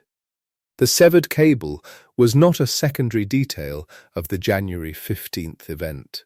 It was, for the people living on those islands, one of the most consequential single points of damage the eruption had produced. There is something worth sitting with in that fact, in the quiet of the hours after the blast. The eruption had launched a pressure wave around the entire planet multiple times. It had sent a boom across 700 kilometers of open ocean to be heard by people walking in the cold subarctic air of Alaska and the Yukon. It had dragged the Mediterranean Sea into oscillation from a point source in the tropical Pacific. It had sent density currents racing along the seafloor at train speeds for more than 100 kilometers. And the most immediate, practical consequence for the nation of Tonga. The thing that complicated every aspect of the response, that slowed the counting of casualties and the delivery of food and clean water and medical supplies, was a severed cable, a thread of glass carrying pulses of light, lying broken in several places across the bottom of the sea where a density current had passed. The volcano that produced almost no lava had also, in the act of producing none, generated flows of another kind entirely, flows of cold, dense, ash-saturated seawater, moving with the momentum of a geological catastrophe along the deepest available path. And while those flows were documented, and the cable was being repaired, and the ash was being cleared from Tongan rooftops, the Lam wave was making its third circuit of the Earth. The barometers of the world were still ticking. The pulse was decaying, each circuit bled some fraction of its energy into the atmosphere, but it was measurable. Scientists at weather services on multiple continents were watching the records accumulate, comparing the timing with the theoretical predictions for wave speed, calculating how many circuits had been completed, how much energy remained. The technique that had been exercised in 1883 for Krakatoa, using instruments that had to be read by hand and their records mailed between observatories for comparison, was now being executed with digital precision, with automated data sharing, with an analytical infrastructure built over 139 years, precisely for the day when it would be needed again. The wave went around 4 times with clear certainty, perhaps 5, perhaps 6. The number is not merely a record to be noted and filed away. Each circuit of the Lam wave carried energy extracted from the original explosion, from the catastrophic steam expansion in that narrow layer of water 150 meters above the caldera rim, from the MCI cascade that had fragmented the magma in microseconds and converted it into gas and ash and shock. The explosion itself lasted, at its peak, for perhaps an hour. But the wave it launched took 6 days to fully dissipate into the background noise of the atmosphere, circling the Earth in the interval like a diminishing echo. If you had been standing anywhere on the surface of the planet on January 15, 2022, and had access to a sensitive barometer, you would have been able to feel the pressure pulse of an eruption in the southwestern Pacific Pass beneath your feet. Not metaphorically feel it, instrumentally measure it. Register the actual displacement of the atmosphere caused by a vent that sat, on an ordinary day, 150 meters beneath the surface of a calm sea. The umbrella cloud that had spread to 500 or 600 kilometers across within the first hour continued to evolve through the satellite record, thinning, spreading further, the ash and aerosols within it beginning the slow process of settling or being carried by the upper-level winds into broader dispersal across the Pacific and beyond. The concentric gravity waves, the vast atmospheric ripples that had been visible in the geostationary imagery as evenly spaced rings expanding outward across the upper atmosphere, a pattern of a clarity and scale unprecedented in the satellite record, those too continued outward, carrying their own information about the eruption's energy and mechanism. And somewhere in all of this, in the barometers and the tide gauges and the seafloor surveys and the fiber-optic cable failure logs and the seismograph records and the infrasound arrays of the International Monitoring System and the satellite imagery from GOES-17 and Himawari-8, somewhere in the accumulated data of every instrument that had been watching on January 15th. The answer to one of the stranger questions the eruption raised was beginning to take shape. Not the question of how loud it was, that had been answered within hours. Not the question of how high the plume had reached, that too had been fixed by the satellite parallax technique within days. The stranger question was about what the eruption had put into the sky, and what the sky was going to do with it for the next several years. Because the Lam wave would dissipate, the meteor tsunami would fade, the density currents would settle, the barometers would return to their normal, slow rhythms of passing weather.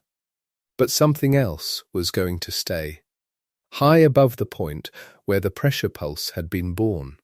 High above the umbrella cloud and the concentric gravity waves and the ionospheric disturbances that had scrambled GPS signals and reversed the equatorial electrojet, at altitudes between roughly 20 and 50 kilometers, in the stratosphere, in that layer of the atmosphere that sits above the weather and below the mesosphere, where the air is thin and cold and extremely stable, where things that enter tend to stay, 146 teragrams of water vapor were beginning to settle into the circulation patterns of the global stratosphere.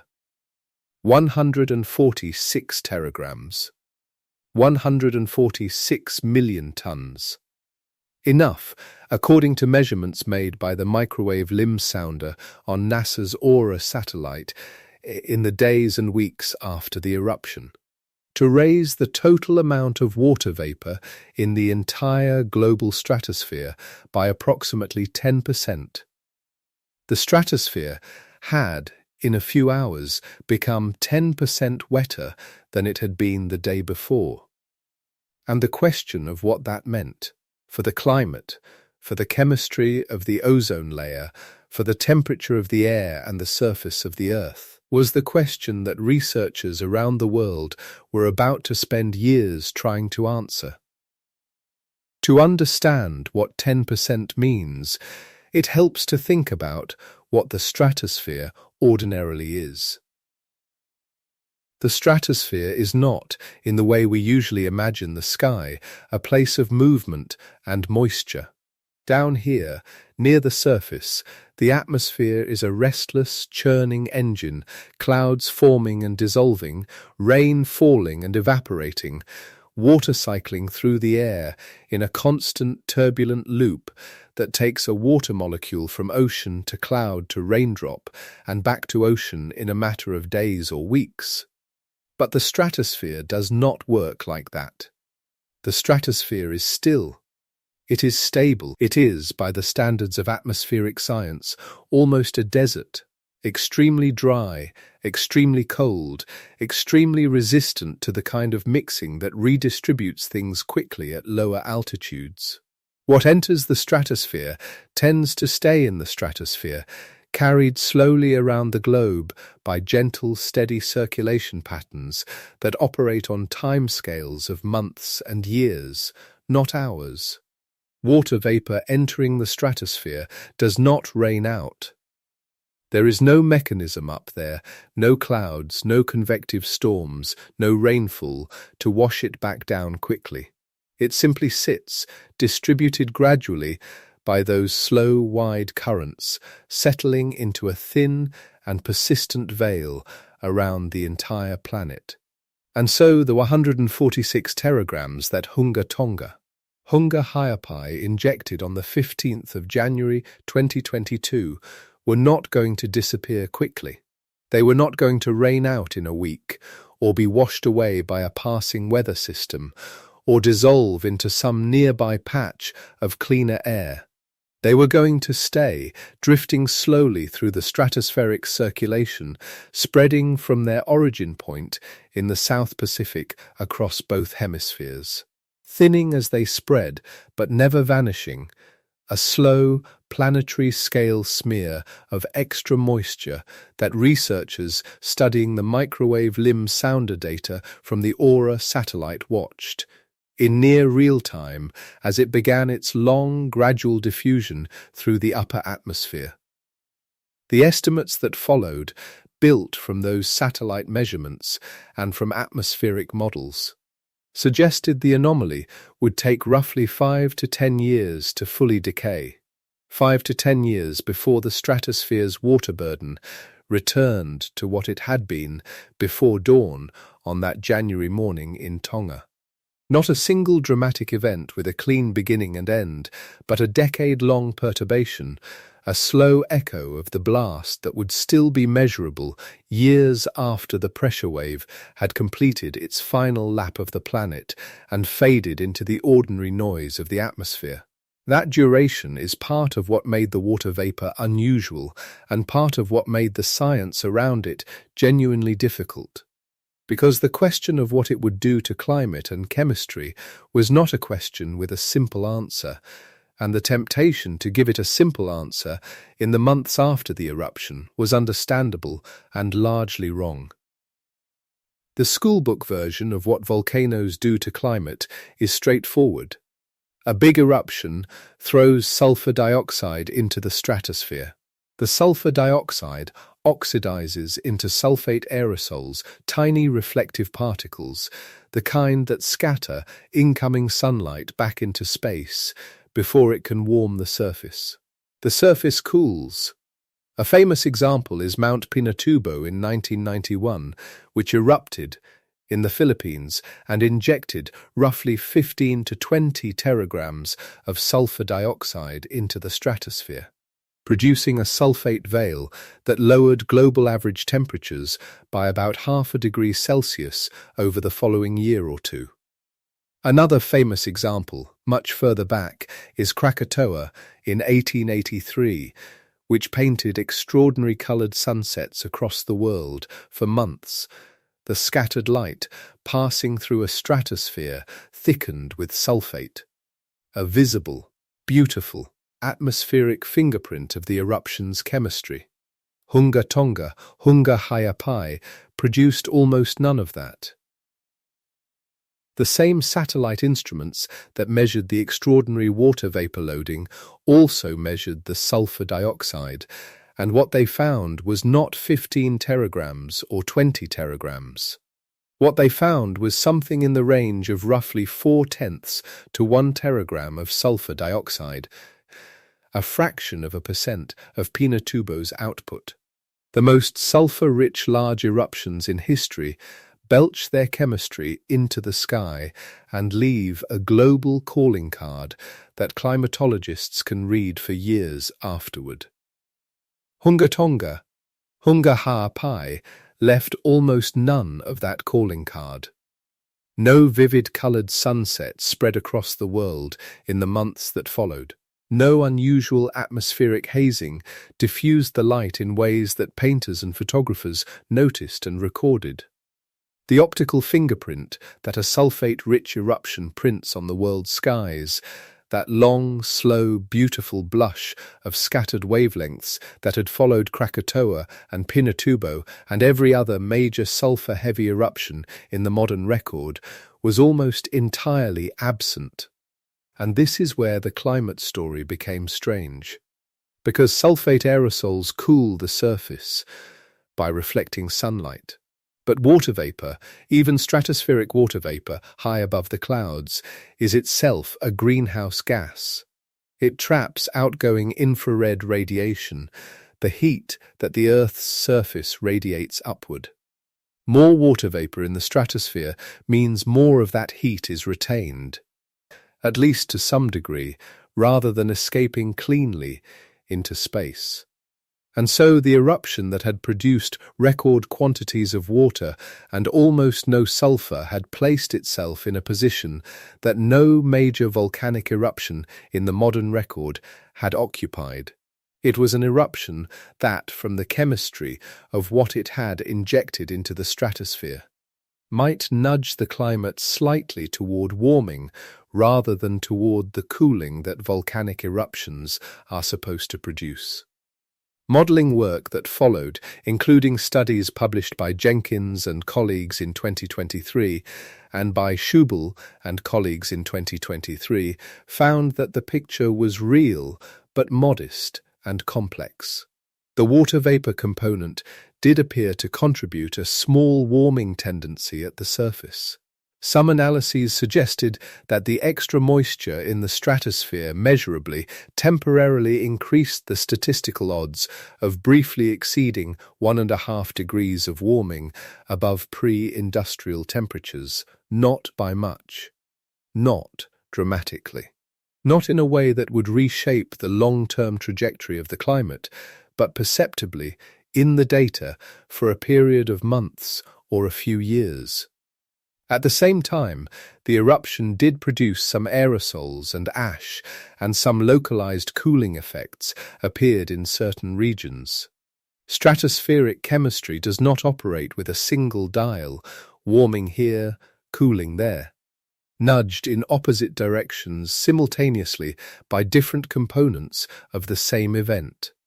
The honest summary, the one that the science supports without overstating, is something like this: Hunga Tonga, Hunga Ha'apai, was a rare large eruption expected, on balance, to nudge slightly toward warming, rather than the classic volcanic cooling, a small, complex, decade-long perturbation. Unlike anything in the textbook history of what eruptions do to the climate, and unlike the schoolbook lesson that says volcanoes cool the planet, that lesson is not wrong. It is simply not universal. It is what happens when the sulfur dominates. It is not what happens when the water dominates and the caldera happens to sit at a depth where seawater pours into the vent in extraordinary quantities, and the whole mechanism of the eruption is built around the explosive conversion of ocean into steam rather than the slow extrusion of magma into the air. The water and the climate were only one part of the stratospheric story.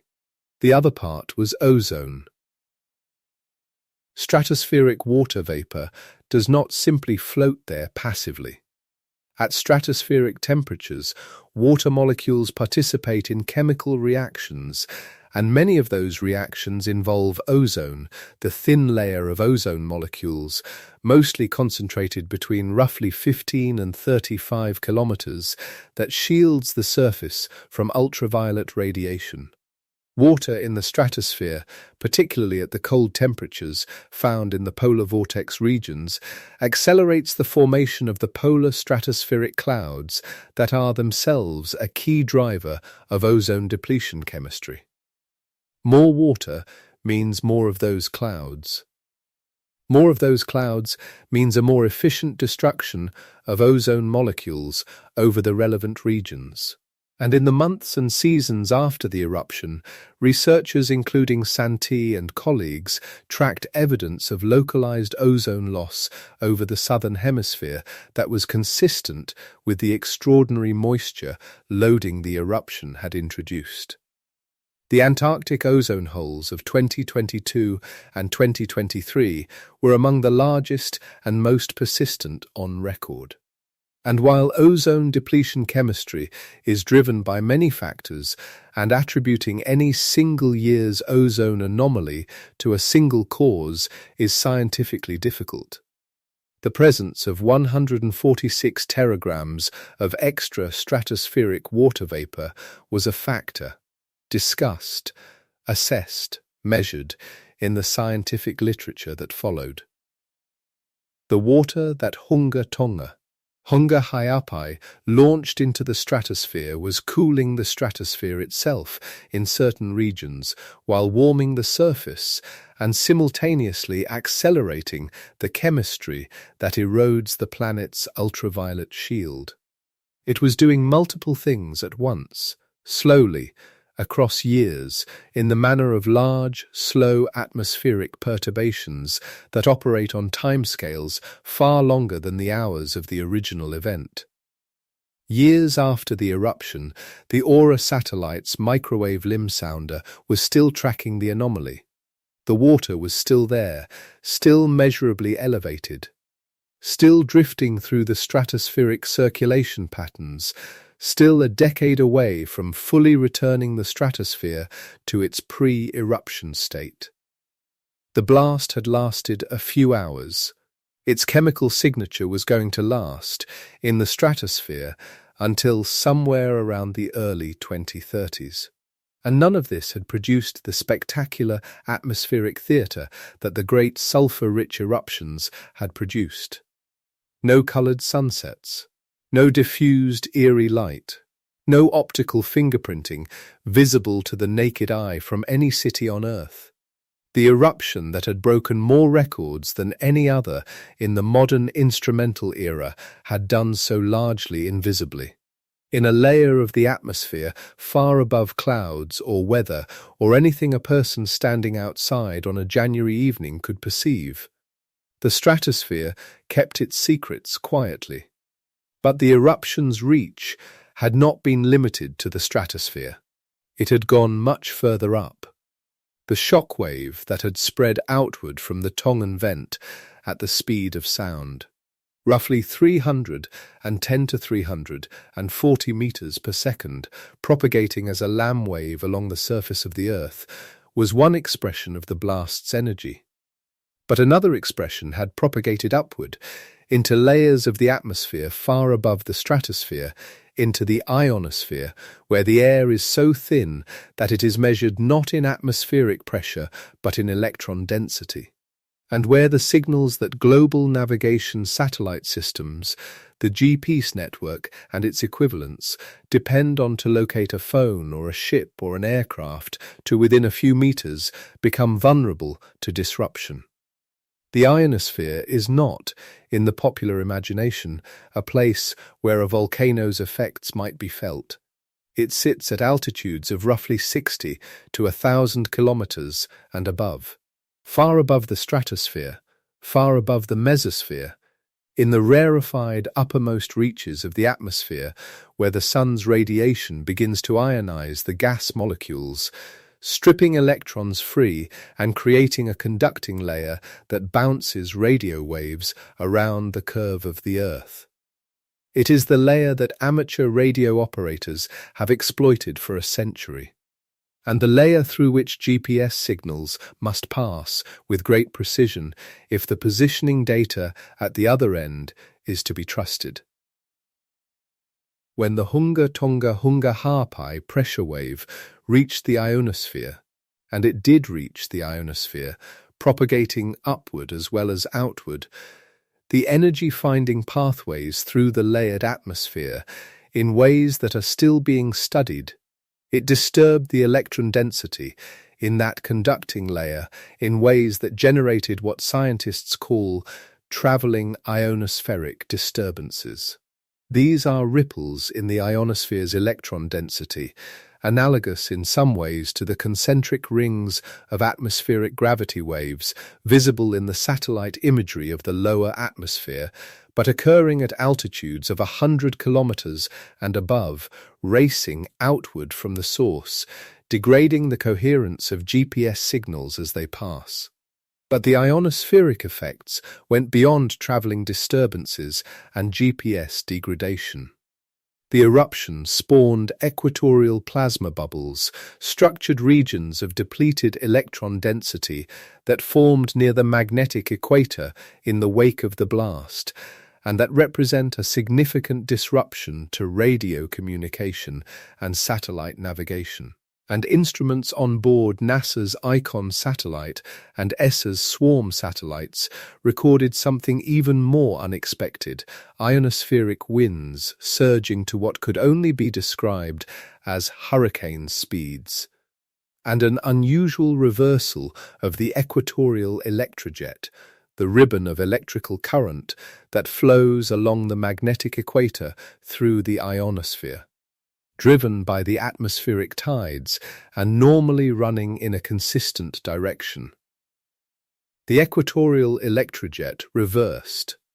A volcanic eruption in the South Pacific had sent enough energy into the ionosphere to reverse the direction of a planetary-scale electrical current flowing 100 kilometers above the surface of the Earth.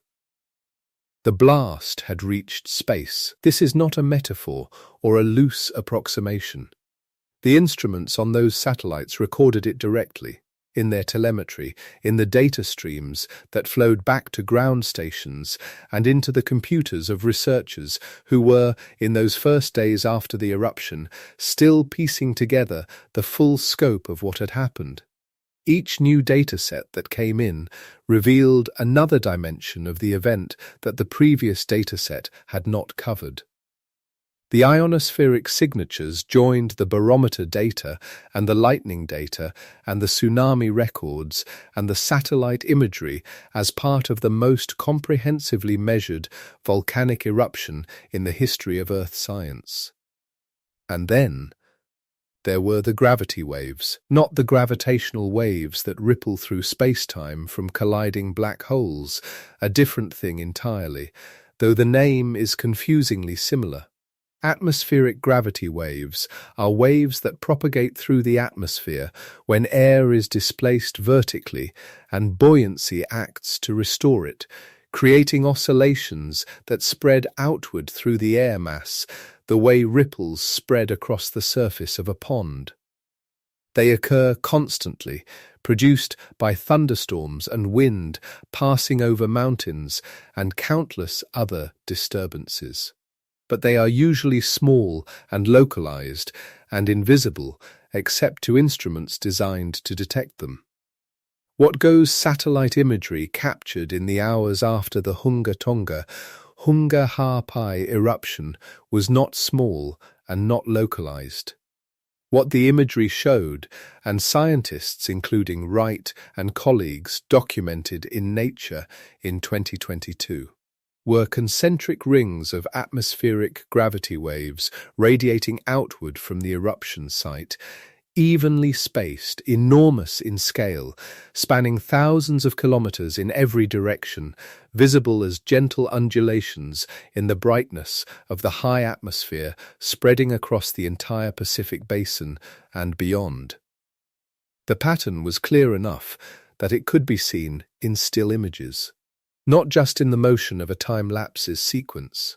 It was, according to the researchers who studied it, a pattern of unprecedented clarity and scale, nothing like it had been captured in the satellite record before, because nothing like it had occurred in the satellite record before, or at least nothing that had been observed with instruments capable of resolving it at this resolution and this cadence.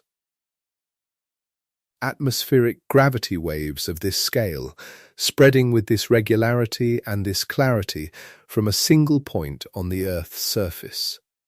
They joined the Lamb wave and the ionospheric disturbances and the stratospheric water vapor as another layer of the eruption's reach, another set of concentric circles moving outward from a vent 150 meters beneath the surface of the Pacific, spreading through the atmosphere in every direction at once, carrying the energy of the blast into every layer of the atmosphere, from the seafloor to the edge of space.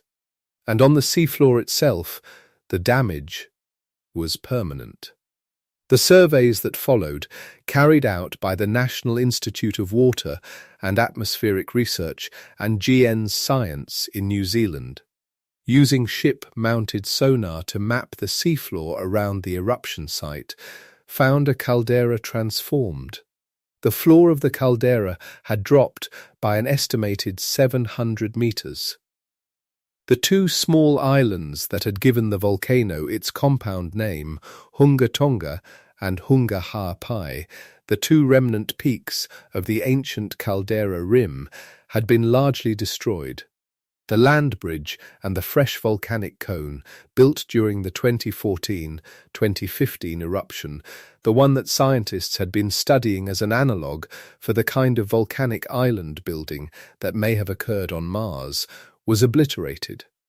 Where there had been a growing, dynamic, scientifically fascinating piece of new land, there was now open ocean, and a seafloor reshaped by the movement of somewhere between 2 and 10 cubic kilometers of material, multiple studies converging near 6 cubic kilometers of erupted volume in the space of a few hours. 6 cubic kilometers. To put that in terms that translate more easily, a cube of rock, roughly 1.8 kilometers on a side, vaporized, fragmented, scattered as ash across the Pacific, deposited as a deep blanket of volcanic material on the seafloor, launched in part as a plume into the mesosphere. Gone, the landscape of that small corner of the South Pacific Ocean was permanently, irreversibly different from what it had been on the 14th of January. The energy required to do all of that, to destroy the islands, drop the caldera floor 700 meters, launch 146 teragrams of water into the stratosphere, push a pressure wave through the ionosphere, send a sound around the Earth 4 times, generate 200,000 lightning flashes in 11 hours, was summarized by NASA Goddard's James Garvin in the early days after the eruption as roughly 10 megatons of TNT equivalent for the main explosive release. 10 megatons. Hundreds of times the energy of the bomb dropped on Hiroshima in 1945. Some total energy estimates for the event ran higher still, incorporating the full duration of the eruption and the energy deposited into the ocean and atmosphere in ways that the initial explosive energy figure did not capture. The precise number is uncertain. This kind of energetics calculation involves assumptions and models that different researchers apply differently, but the order of magnitude is not. Tens of megatons. An energy release in the tens of millions of tons of TNT equivalent from a vent that had been, for the prior several years, a modestly active submarine caldera that scientists monitored with interest but without alarm. And through all of this, through the Lamb wave and the gravity waves and the ionospheric disturbances and the caldera collapse and the 700-meter drop in the seafloor, the lightning was also happening. 200,000 lightning flashes in roughly 11 hours. This is a number that requires a moment to sit with, because lightning at that scale and density is not something that the human imagination handles easily. The most severe conventional thunderstorms might produce a few thousand lightning flashes over their full lifetimes. The most electrically active weather systems on Earth are measured in flashes per minute that reach into the dozens, occasionally into the low hundreds, during the most intense phases. What GLD 360 and satellite lightning detection data showed around Hunga Tonga, Hunga Ha'apai on the 15th of January 2022 was something categorically different. Peak rates of approximately 2,600 lightning flashes per minute, and a total over the course of the eruption that reached around 200,000 flashes, and beyond the count. A structure. The lightning organized into expanding concentric rings, a ring of electrical storms racing outward with the plume front. The lightning concentrated at the advancing edge of the umbrella cloud as it spread at extraordinary speed from the vent, the entire electrical system moving as a coherent, expanding circle of discharge rather than the localized cluster of strikes that a conventional volcanic lightning display produces. Researchers, including Van Eaton and colleagues writing in Geophysical Research Letters in 2023, described it as something never before seen at this scale, a volcanic lightning phenomenon that broke outside the categories of what had been documented before. Just as almost every other measurable dimension of the eruption had broken outside the categories that previous events had defined. 200,000 flashes. Expanding rings of storms. Lightning concentrated at the edge of a plume, spreading at 500 to 600 kilometers across in less than an hour, arcing through an ash column, reaching toward the mesosphere, illuminating a column of ejected material stretching from the surface of the ocean to an altitude that no volcanic plume in the measured record had previously reached. The most thoroughly measured volcanic eruption in history. That phrase, assembled from the convergence of the satellite data, the barometer network, the lightning detection arrays, the ionospheric monitors, the seafloor surveys, the oceanic buoys, and the countless individual observations made by instruments that simply happened to be operational and pointing in the right direction on the morning of the 15th of January. Is probably the most important single fact about Hunga Tonga, Hunga Ha'apai, that is not a record in itself, but that contextualizes all the others. Every previous large eruption existed in a measurement shadow. Krakatoa in 1883 was recorded only on barometers, on tide gauges, on the notebooks of sailors and observers who happened to be within range, and on the sky itself, which carried the sulfate fingerprint for long enough that people noticed and wrote about the sunsets. Tambora in 1815 was reconstructed almost entirely from its consequences, the ash layers in ice cores, the temperature anomaly in historical records, the agricultural failures of 1816 that gave that year its name. Pinatubo in 1991 was well observed by the standards of its era. But the satellite technology, the global infrasound network, the GPS constellation, the ionospheric monitoring, none of it was what it would become by 2022. Hunga Tonga, Hunga Ha'apai, erupted into a world that had built, in the decades before it, an extraordinary infrastructure for watching the atmosphere. The global positioning system was fully operational and globally distributed. Geostationary weather satellites, GOES 17 above the Pacific, Himawari 8 over the western Pacific, were imaging the eruption site every 10 minutes with cameras capable of capturing both the eruption plume and the gravity waves spreading outward from it. The global network of infrasound stations and sensitive barometers maintained by the Comprehensive Nuclear Test Ban Treaty Organization and national meteorological agencies was recording the LAM wave as it circled the planet. The Aura satellite's microwave limb sounder was measuring stratospheric chemistry with a precision that would allow researchers to quantify, within weeks of the eruption, the exact water vapor loading to within a reasonable uncertainty. Icon and Swarm were in orbit, their instruments logging the ionospheric signatures in real time. The GLD 360 lightning detection network was capturing every electrical discharge.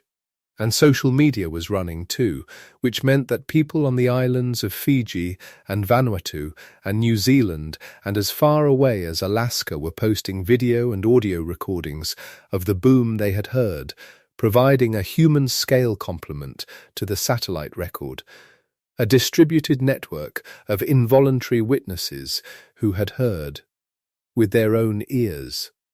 the loudest sound the planet had produced since Krakatoa, and who had recorded it on their phones and shared it with the world within minutes.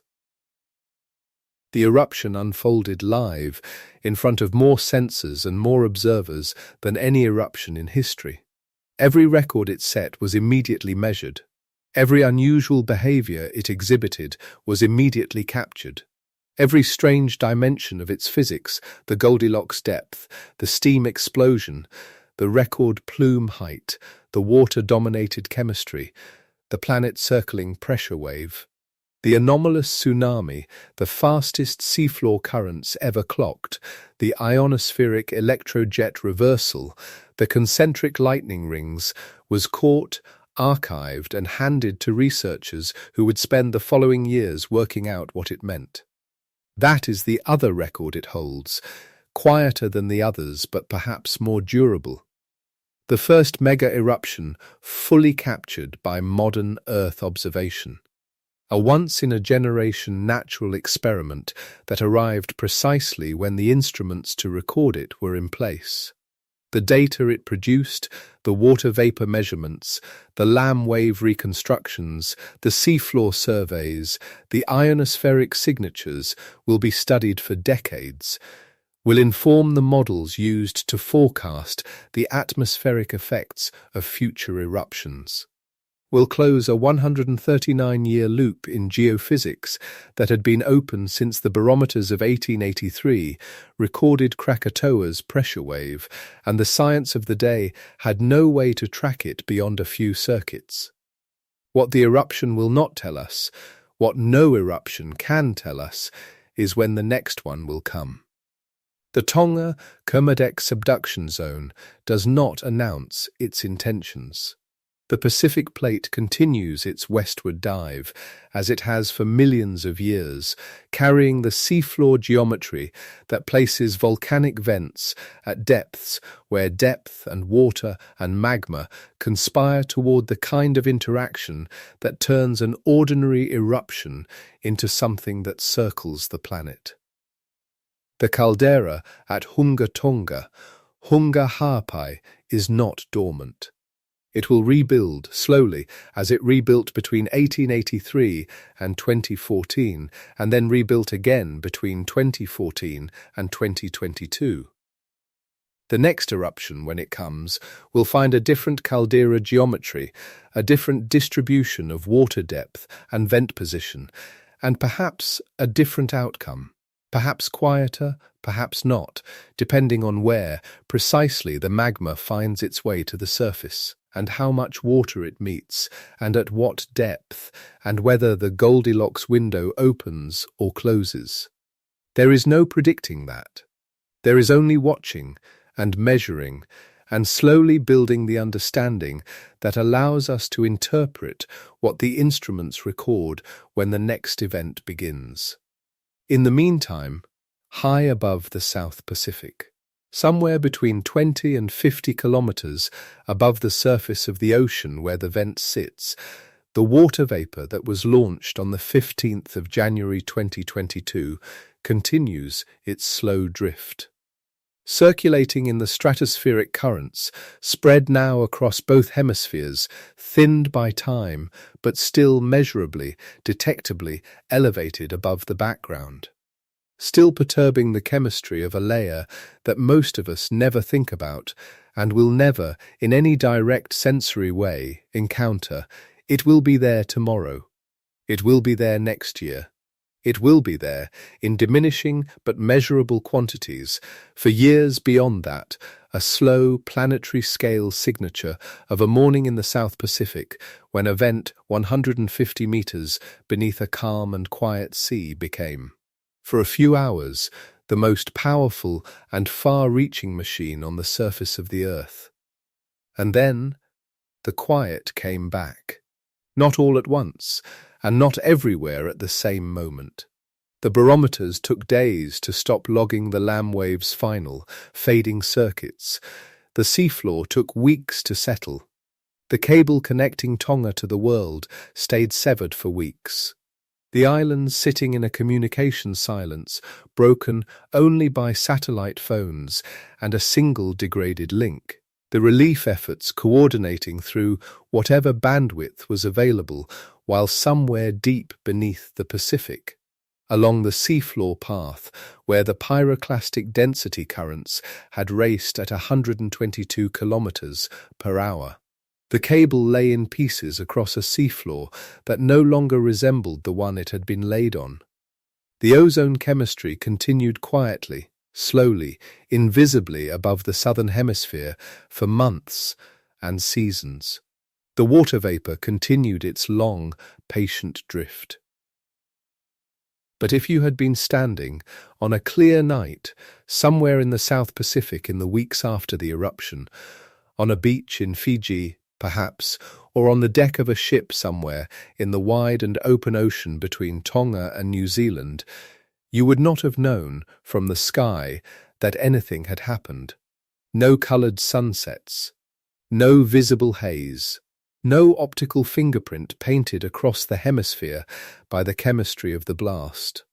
The sky would have looked the way it always looks from that latitude on a clear night, vast and dark and scattered with stars, the Milky Way arcing overhead, the Southern Cross sitting low above the horizon, the ocean very still, the night very quiet. The evidence was all in instruments. It was all in the numbers coming back from Aura and GOES and Himawari and the barometer networks and the ionospheric monitors. It was in the water vapor measurements and the ozone anomalies and the seafloor surveys and the lightning count. None of it was visible to the naked eye. None of it could be heard or felt or tasted. It was a record written entirely in data, in the telemetry of satellites and the traces on sensitive sensors that most people will never see.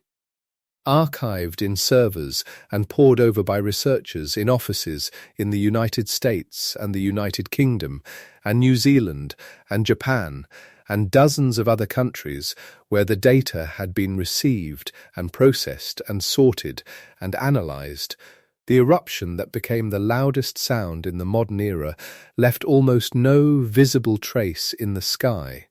It left only the numbers and the silence and the water in the stratosphere, drifting. There is something that stays with you, thinking about Hunga Tonga, Hunga Ha'apai, when the science has been laid out and the records have been named and the mechanisms have been followed from their origins in the Goldilocks window and the Leidenfrost vapor film all the way to the ionospheric electrojet, reversal 100 kilometers above the surface of the Earth. Something that is not exactly awe, though it is close to that. Something that is more like a recalibration, a gentle correction to the mental model most of us carry of how large and quiet the world usually is, and how suddenly and completely that scale can reassert itself when the right conditions align in the right geometry at the right depth beneath the right ocean. Event 150 meters below the sea. An ordinary Tuesday evening in Tonga on the 15th of January 2022, by local time, the sun already below the horizon, the sky darkening, the first stars appearing over the Pacific. And then, in a few hours, a pressure wave heading simultaneously in every direction on the planet, a plume reaching further into the atmosphere than any plume ever measured. A sound heard in Alaska that had left its origin point as a blast of steam-driven fragmentation occurring in the dark beneath a calm Pacific Sea, 146 million tons of water lifted into the stratosphere where it would remain for the better part of a decade. The ocean is enormous. The atmosphere is enormous. The instruments we have built to watch them are, in comparison, very small, and yet they caught it. All of it, every circuit of the Lamb wave, every lightning flash at the advancing edge of the plume, every meter of the seafloor collapse, every teragram of water vapor rising into the stable, cold air of the stratosphere. For whatever comfort it is worth, on a night when sleep is what you came here for, the Earth is immensely large and immensely old, and most of what it does quietly, in deep time, on geological schedules that make the human span of attention seem very brief. Eruptions like this one are rare. The subduction zones work their slow pressures over millions of years. The moments when all the conditions align, the depth, the water, the magma composition, the caldera geometry, to produce something that circles the planet and reaches space, are not common. They are separated, in the record, by decades and sometimes centuries. The planet is not, most of the time, doing this. Most of the time, the Pacific is calm. Most of the time, the stratosphere holds its steady, dry, cold equilibrium. Most of the time, the Tonga Kermadec subduction zone expresses its energy in earthquakes and in small eruptions that nobody outside the monitoring agencies notices. Most of the time, the water in the deep ocean stays in the deep ocean, and the sky above it is simply sky. The 15th of January 2022 was the exception. And the exception was caught and measured and is still being studied and will still be talked about in papers and in conferences and in the archives of satellite data that will outlast everyone currently working on them for a long time. Somewhere in the South Pacific tonight the water is quiet. The two small remnant peaks that gave the volcano its name, Hunga Tonga and Hunga Ha'apai, are mostly gone now, reshaped by the caldera collapse into something different from what they were. The geography of that corner of the ocean permanently altered by a morning's work in January. The seafloor beneath them is 700 meters lower than it was before. And somewhere above all of that, far above the clouds, far above the place where the pressure wave was born and began its long journey around the planet, the water vapor drifts slowly through the stratosphere, carrying a faint and invisible echo of the eruption with it, year after year, as the slow chemistry of the upper atmosphere works, patiently and without urgency. To restore the balance the blast briefly overturned. The balance will be restored. It always is. The stratosphere will dry out again. The ozone chemistry will settle. The caldera will, in time, begin to fill once more. The Tonga Kermadec subduction zone will continue its work, as it has continued its work for millions of years, indifferent to the particular morning in 2022 when it produced something that broke every record in the book. The planet does not notice its own records. Only we do. And there is something right about that, something that feels like the appropriate relationship between the scale of these events and the scale of the instruments and the attention we bring to them. We built the satellites, we laid the barometers, we put the microwave limb sounder in orbit. We designed the lightning detection networks and the ionospheric monitors and the seafloor sonar. And when the moment came, when a vent at the right depth, in the right ocean, with the right water and the right magma produced the right conditions for the most thoroughly measured volcanic eruption in history, the instruments were ready. The data came in. The numbers were extraordinary. And now, years later, the stratosphere is still slightly wetter than it was before. The science is still being done. The story does not have a clean ending, because the water is still up there, and the models are still running, and the questions that the eruption opened, about Goldilocks depths and water-dominated chemistry, and the climate effects of eruptions that break the schoolbook rules, are still being answered, slowly, in the patient way that the best science is always done. That patience is, in its own way, a kind of comfort. The world is very large. The questions are very interesting, and the instruments are watching, quietly, as the slow drift of the stratosphere carries the last traces of a January morning in Tonga through the cold, dark air above the Pacific, above us all, thinning a little with each year that passes, toward the ordinary quiet that preceded it.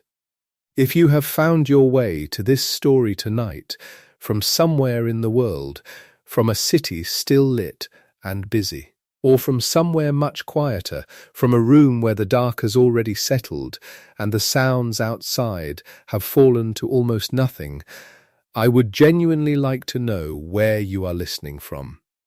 The world that this eruption reached is wide, and the people listening to stories about it are scattered across it in all directions. Leave a word in the comments if you feel moved to.